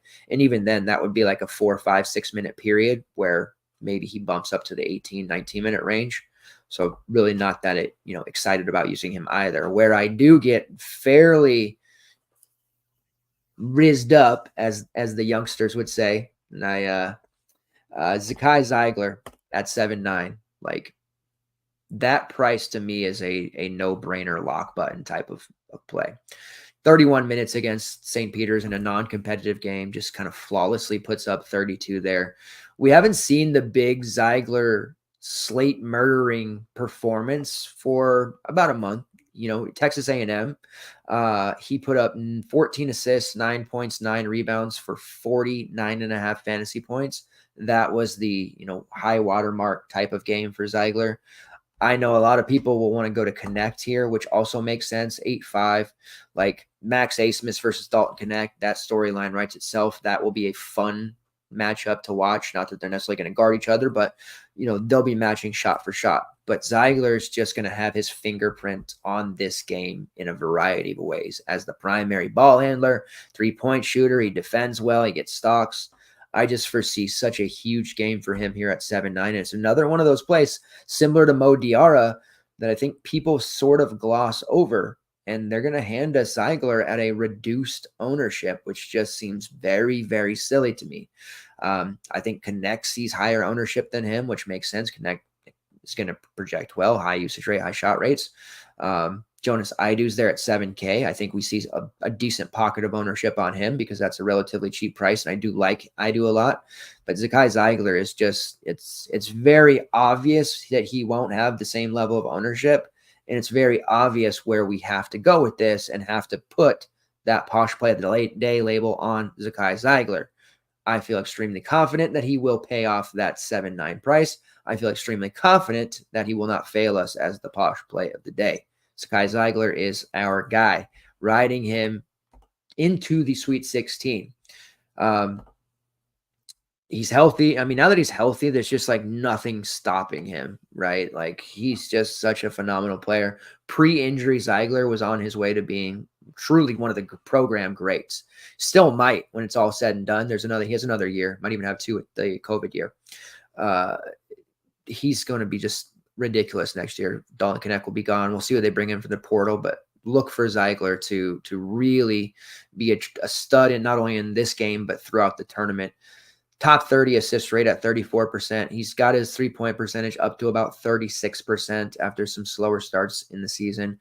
22% usage rate, 19% shot rate, 3.5% steal rate, and he draws about 3.5 fouls per 40. The nice thing about Zeigler, we know in a competitive game, he'll play 38 minutes. We also know he has a foul rate of 1.8. So unless an uncharacteristic foul happens, multiple, he's going to be out there. Nothing's going to stop him from playing a large amount of minutes. All in on Sakai Zeigler. The field will be on Dalton Knecht, so that'll be a built-in, line in the sand leverage type of opportunity for myself and anyone who decides to follow me in that regard. Jonas Idu is somebody that I will match ownership, what I expect to be higher ownership on. I'll probably play a mini stack of the Vols. Stacking NC State, stacking Tennessee. What could possibly go wrong with that? I don't think anything. I don't think anything could go wrong with relying on Rick Barnes and Kevin Keats in March. Nothing.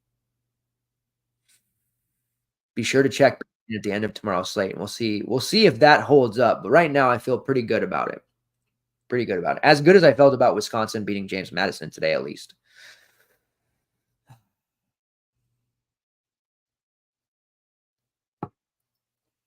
All right. Any other Vols options that we want to use? Probably not. Like I'll get some Dalton Knecht. Vescovi is only 5-1, so I know the upside hasn't been there, but a last man in. If you're not stacking Tennessee in other ways, or you just want a little bit of exposure, he's a cheap way to do it. Josiah Jordan-James, I think, is a little bit too expensive for me at 6.5. I want that price to drop a little bit lower, but he remains a GPP look. And this is actually a matchup in which they are going to need him. So you'll see him out there for closer to 30, 34 minutes as opposed to 27, 28. So there is at least that upside for him being on the floor.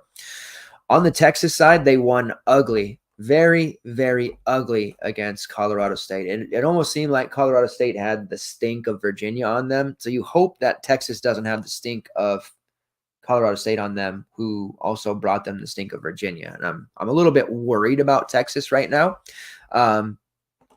Like I said, a very ugly 56-44 win for them. Dylan Dessou was fairly awful. He shot 0 for 6 from downtown, 12 points, 5 rebounds, 2 blocks of steal. Just didn't pan out. Dylan Mitchell was ordinary. Ethiel Horton couldn't get involved. Tyrese Hunter did some nice things defensively. Max Asmus was breaking all of his shots. Kendall Weaver had a real nice game off the bench, but overall that was just a horrific performance.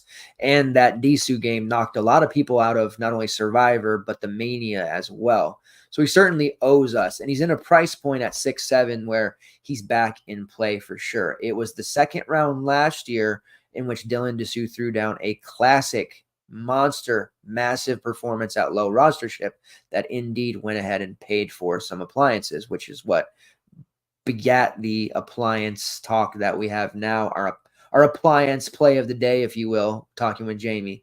I do like Dessou anytime he's under 7K. Fouls remain an issue for him. I think Tennessee will put a high priority on him defensively. I'm really concerned about using Dessou. I think he falls into GPP territory.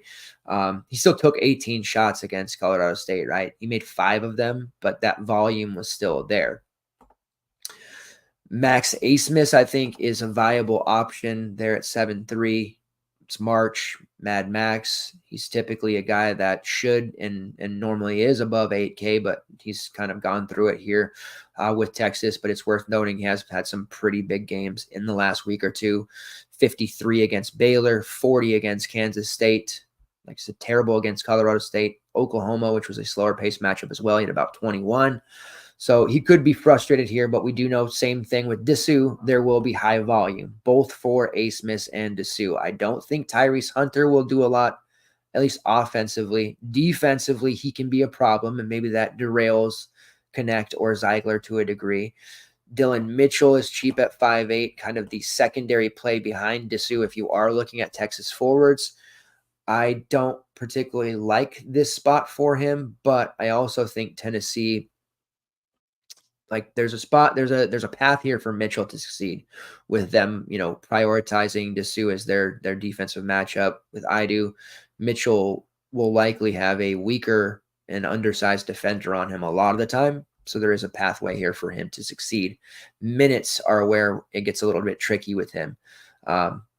Right now, it seems like he's kind of stuck in this mid-20s range, and that may not be enough to still even pay off that 5'8" price point.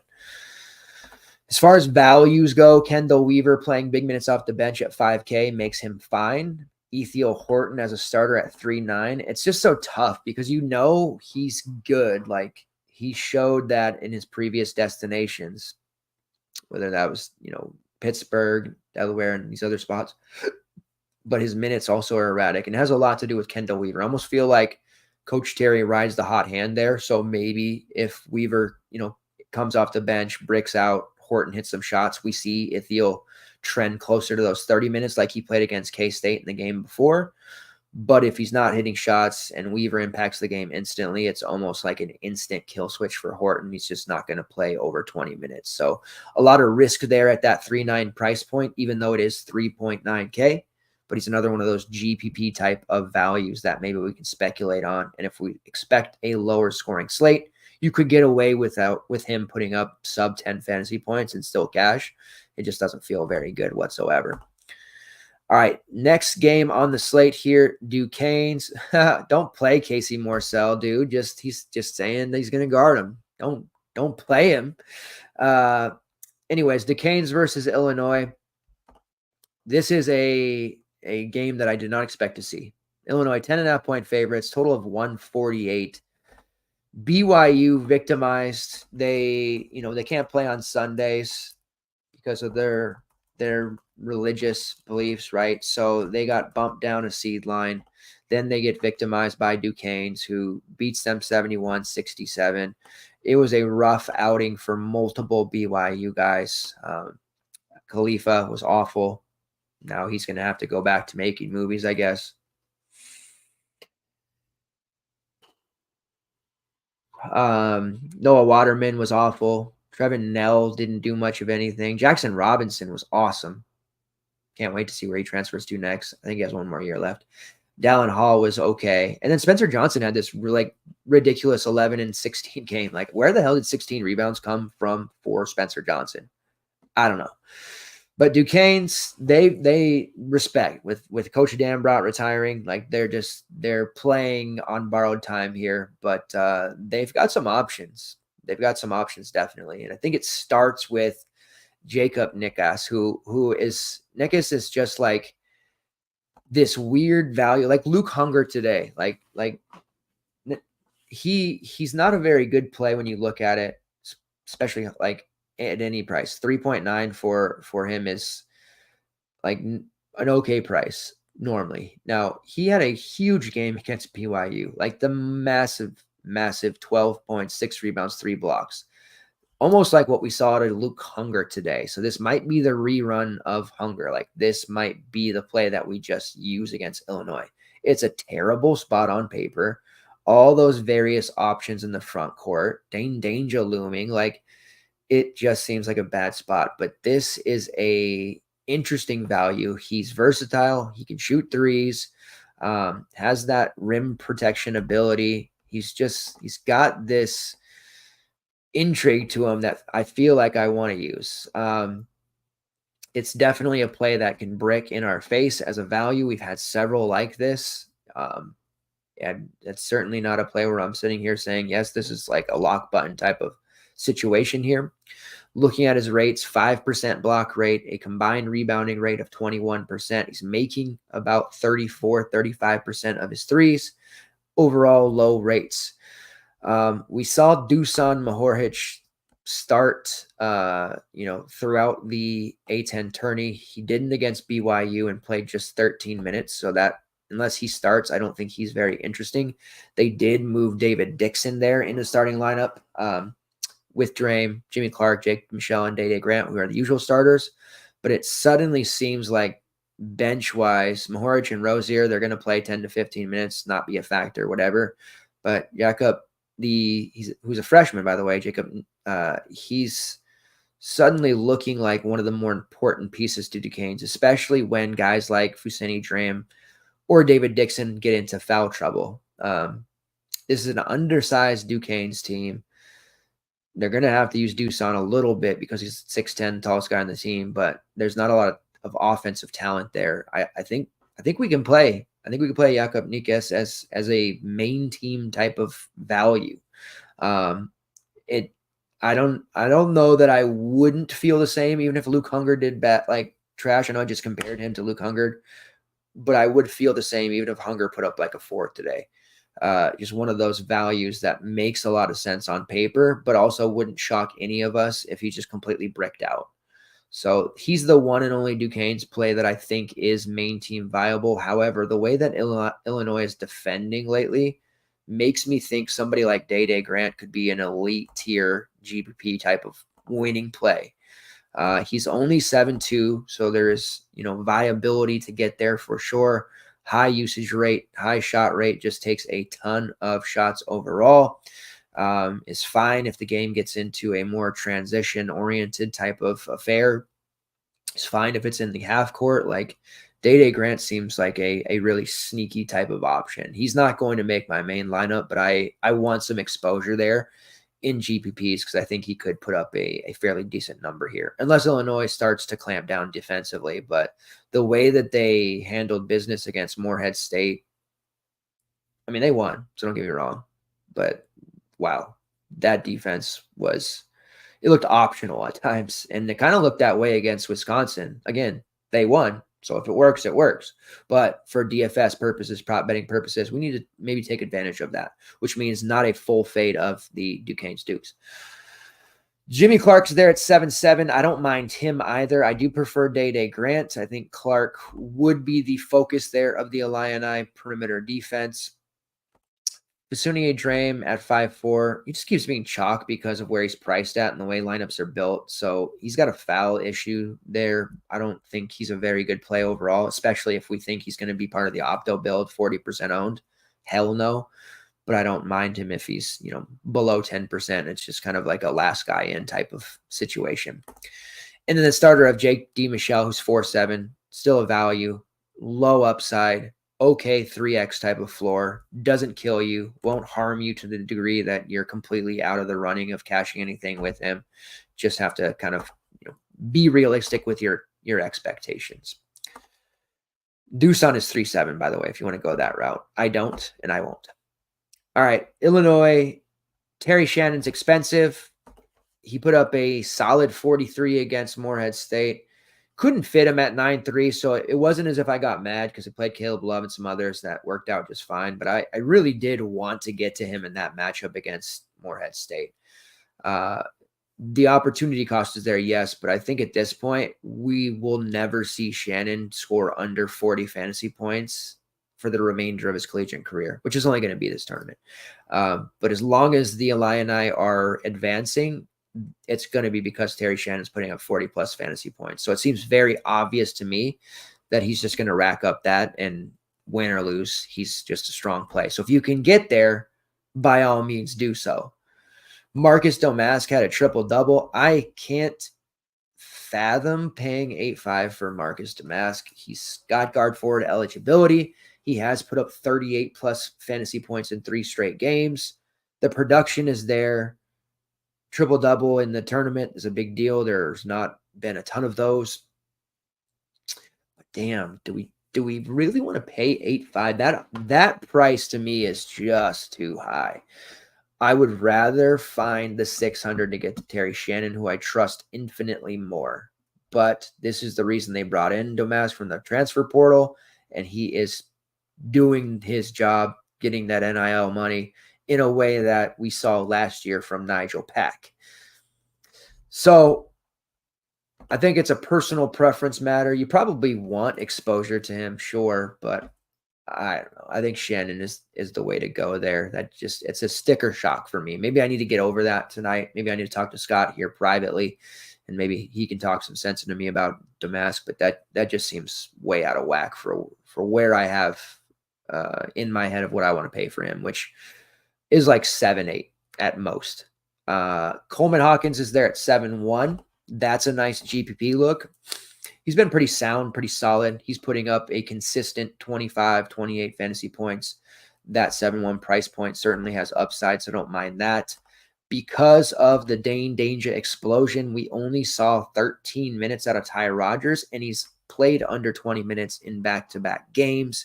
I'm very nervous about Ty Rodgers. He's 5'7". I don't know that we can use him, but we have another player here similar to Riley Kugel, talking a lot about that kid tonight. We don't really know when Danger is going to play minutes and when he doesn't. Now, theoretically, he's played, not even theoretically, he has factually, he's played 20-plus minutes in 3 of his last 4 games. Or the theoretically comes into play is he should have it happen again because he's been uber productive when this happens. The Duquesne's front court is undersized. They don't have the bodies at hand to stop Dane Danger if they play him those minutes. So please, Scott, super Illini fan and knowledgeable guy that you are, how many minutes is Dane Danger going to get? Because, you give me a hard time. We troll each other and it's all in good fun. But last time you told me Danger was going to get minutes was against Nebraska. And he played 6. So I need you, this is your redemption arc. This is where you're going to deliver us an accurate Dane Danger minutes projection, and we're going to roll with it. And as a group, we're going to profit from it. It's pretty wild to think even about playing him at 5'6", but again, if we know for sure how many minutes he's going to play, which is a hard proposition, then it becomes a lower price. It becomes a value price. 20 minutes for Dane Danger against Duquesne's is a massive, massive look for me. I would just prefer him to start. If we could just start him from now on, that would be great. But he's like matchup wise against Duquesne's, like BYU front court should have absolutely detonated against Duquesne's. They didn't. It took Spencer Johnson getting 16 rebounds. Someone here for the Illini is going to flirt with 20 rebounds. Probably going to be Marcus, possibly could be Coleman Hawkins, but I'd love it to be Dane Danger, who's maybe making a coming out party of sorts here in the tournament. We'll see. Quincy Guerrier's 5'5". He's basically dead to me as a DFS option. I don't think you can use him. It's a little aggressive there. Luke Good at 4'2". He's a value still. I like him for about 18 to 20 minutes, taking a bunch of threes. Certainly a look if Illini are able to extend a bigger lead over Duquesne's. And I'm not saying they will either. Like, that might not be the case.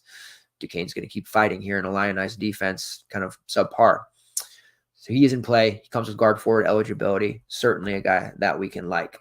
Before we move on to the last game and the quote-unquote hammer game at 6:30, let's take a look. Let's take a look at what Scott's saying. Sure, I like 4.5, 5x plays. Is Domas going to get that at 8.5K? Is he going to triple-double again? Oh, he's not? Okay. I should have led all these comments first. So Scott says Domask is not the play tomorrow.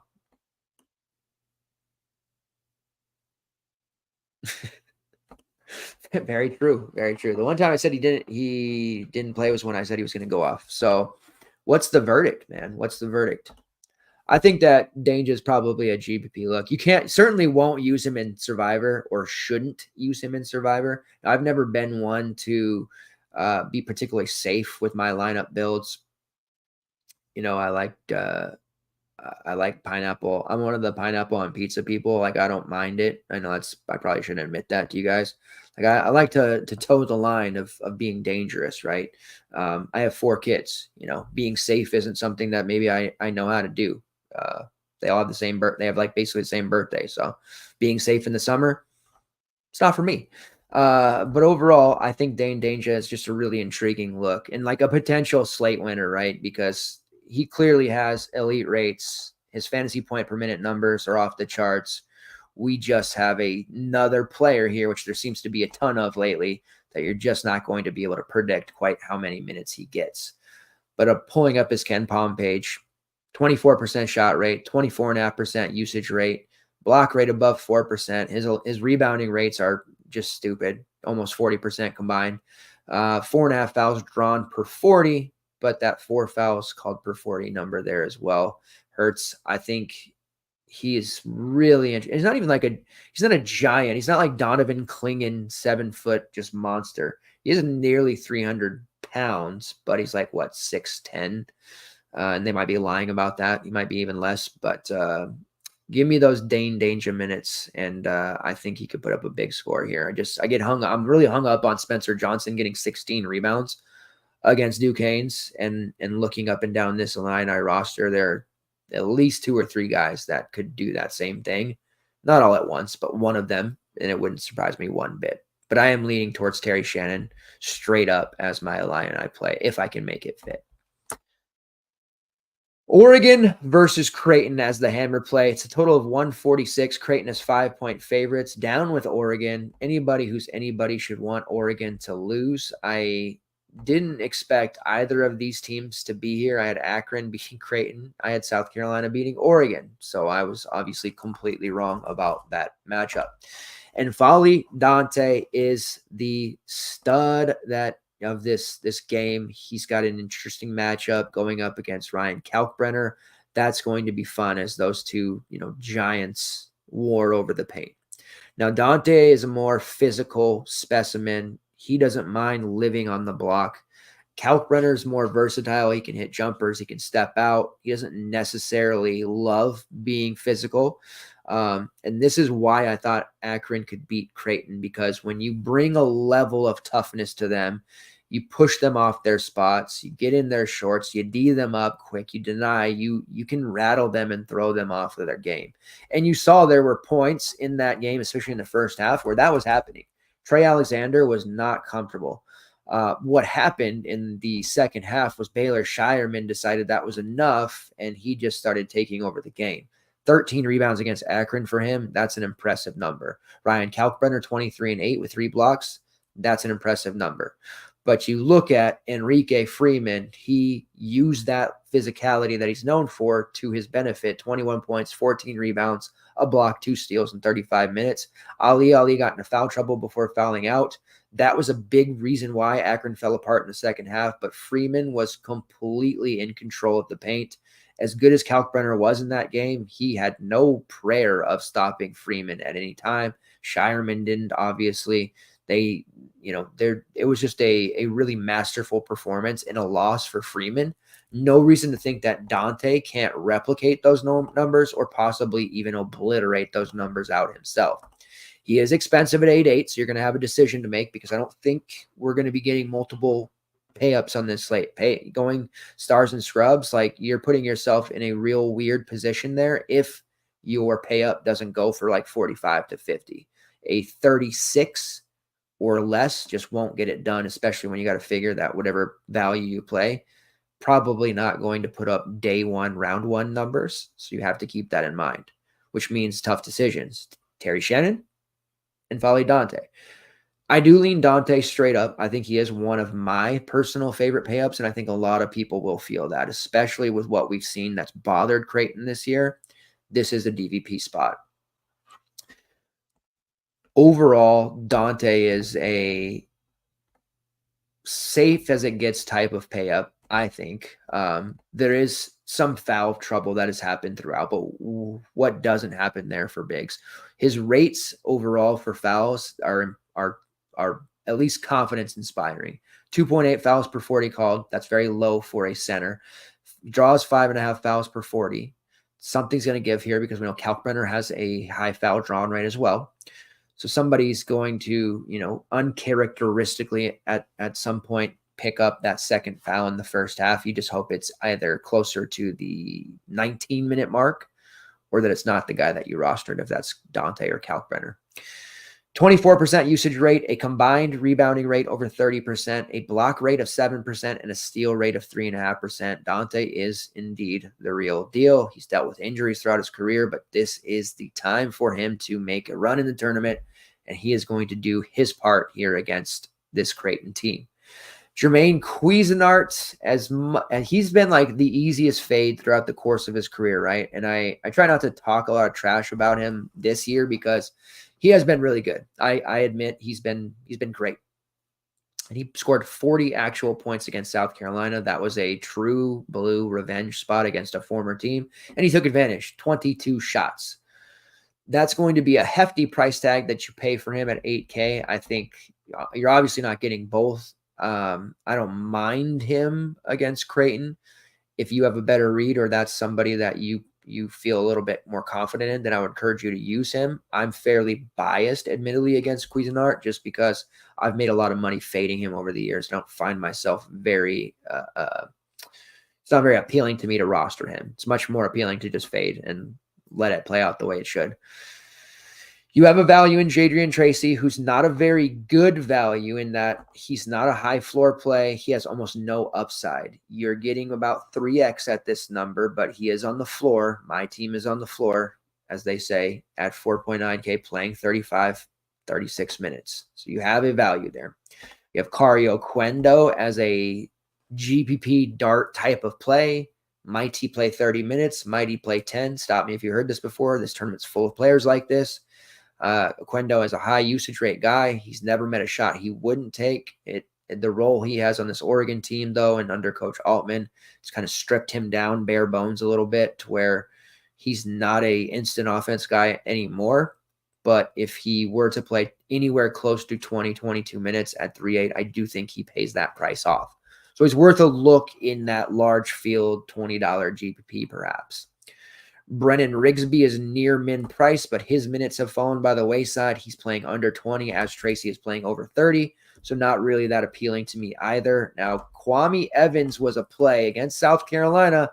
I was pretty interested in him at 4.9, and he did pan out.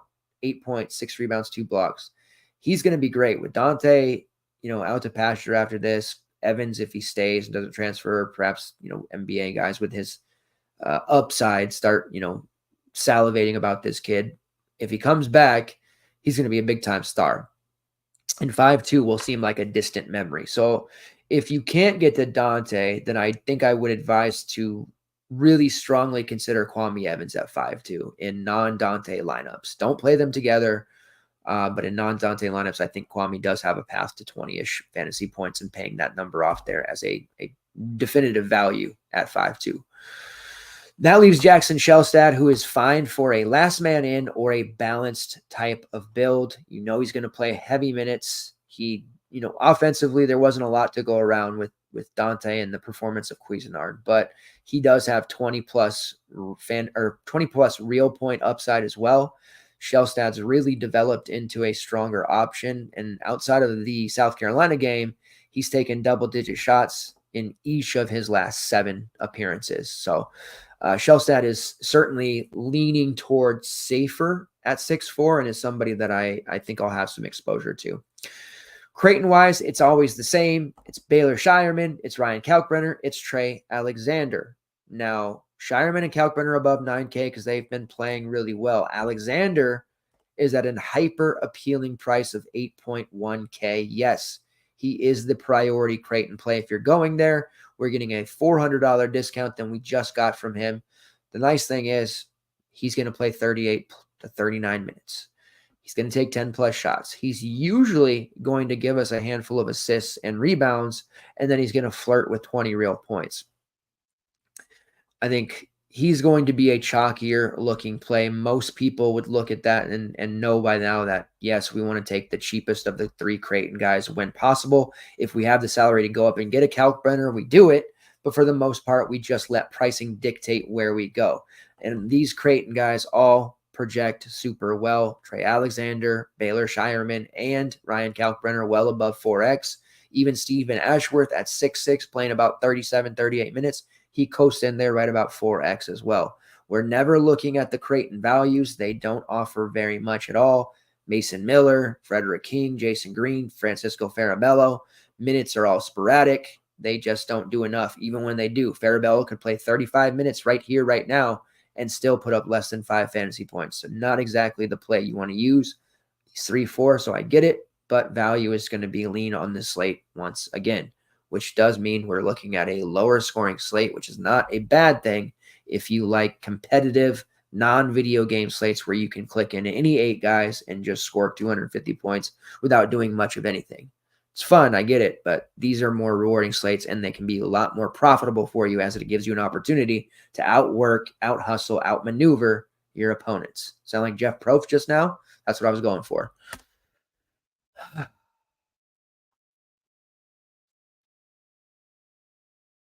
All right. Scott's got to make his official call after he does some more research. He's got to pull the all-nighter and look at the Duquesne's foul rates on KenPom.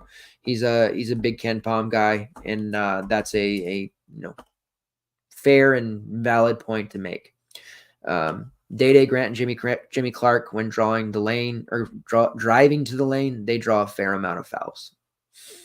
As far as like their front court options, Mahorich and Dixon, Drame, not so much.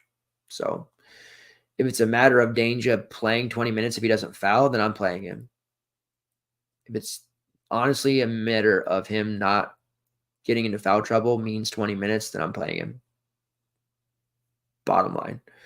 I just don't know if I can accept that yet, but I'm certainly going to be bothering you a lot. And I'm going to be reading a lot of Illinois boards and beat writer reports and everything else trying to figure that out, because I think Danger is the winning play there in most tournaments, whether they're smaller field or large field. If you get Danger right on this slate, you are just absolutely going to be well and truly in the position to bink everything on the slate or on the site.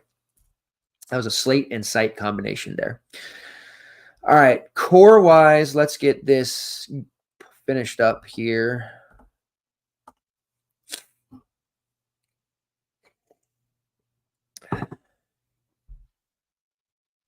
Just on our projection sheet here, just want to make sure we're not missing anything obvious. So a very interesting one. I think I'm leaning more towards the semi-balance. Like I'm looking at Jakob Nikes from Duquesne's. I think he's a really interesting value. I don't know that I'll core him, but if I do play him, it won't be to like play all these top end studs. It'll be to fit more of the Diarra Horn types for my semi-balanced type of build that I'm always talking about. Now the sheet's going to be really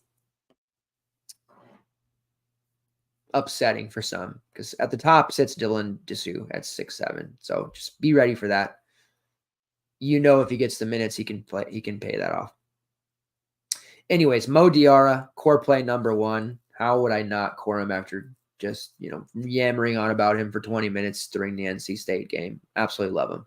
Zakai Zeigler, posh play of the day, core play number 2. Really is just that simple. As for core play number 3, it's kind of up in the air. Like, it's going to be set and solid here when the article comes out bright and early. I already talked to Adam about that, but there are several pieces here that I would consider well and truly strong, semi-cheaper core plays, like a Jalen Wells in that low 6K range, DQ Cole, Blank Ledman, those type of plays. So I will not put a definitive third member of the core down on the table just yet, but just know those are the type of players that I'm looking at. But I am locking in Diarra and locking in Zeigler, and I don't expect heavy ownership for either of them. I could be wrong about Diarra. Maybe he sees a little bit more after the performance he had, but Zeigler's, I can't imagine Ziegler has much ownership whatsoever, especially when Jonas Idu is going to project really well on any decent projection sheet, and same with Dalton Connect. So that's where we're going to go, and that's how we're going to win. That is how we're going to win. Similar to today with Wade Taylor at 6%. Absolutely love it. Let's keep doing that.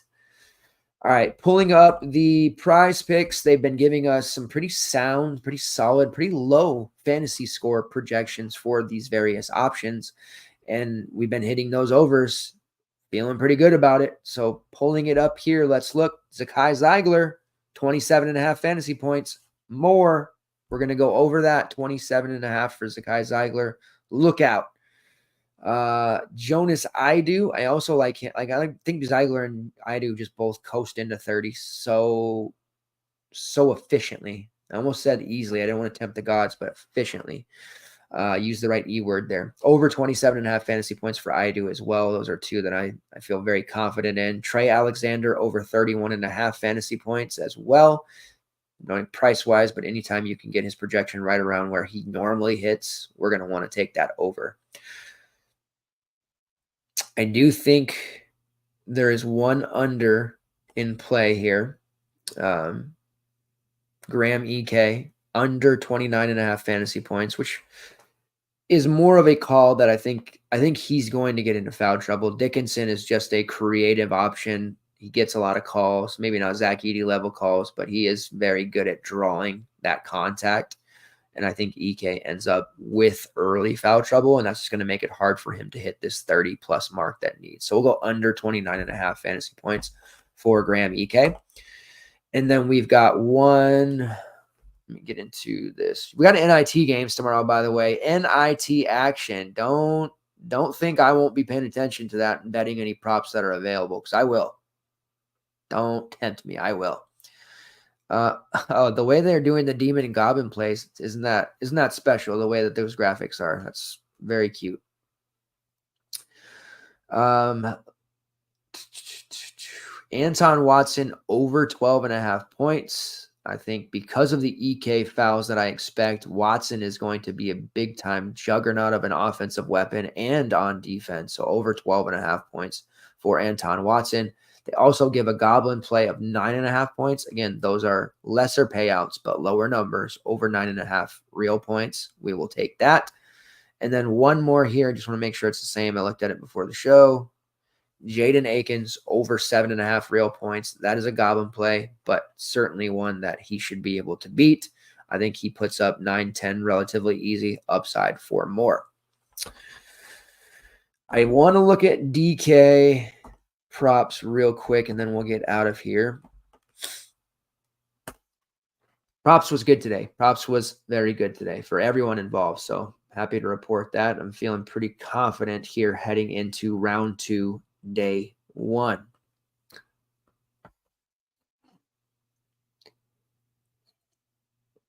Bacot over 13.5 points, minus 125.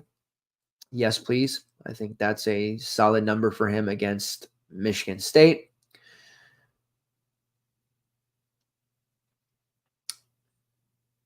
They got some Virginia Tech props here, but we're not gonna mess with those. Mo Diarra over 9.5 real points, and then let's take a look at his PRA.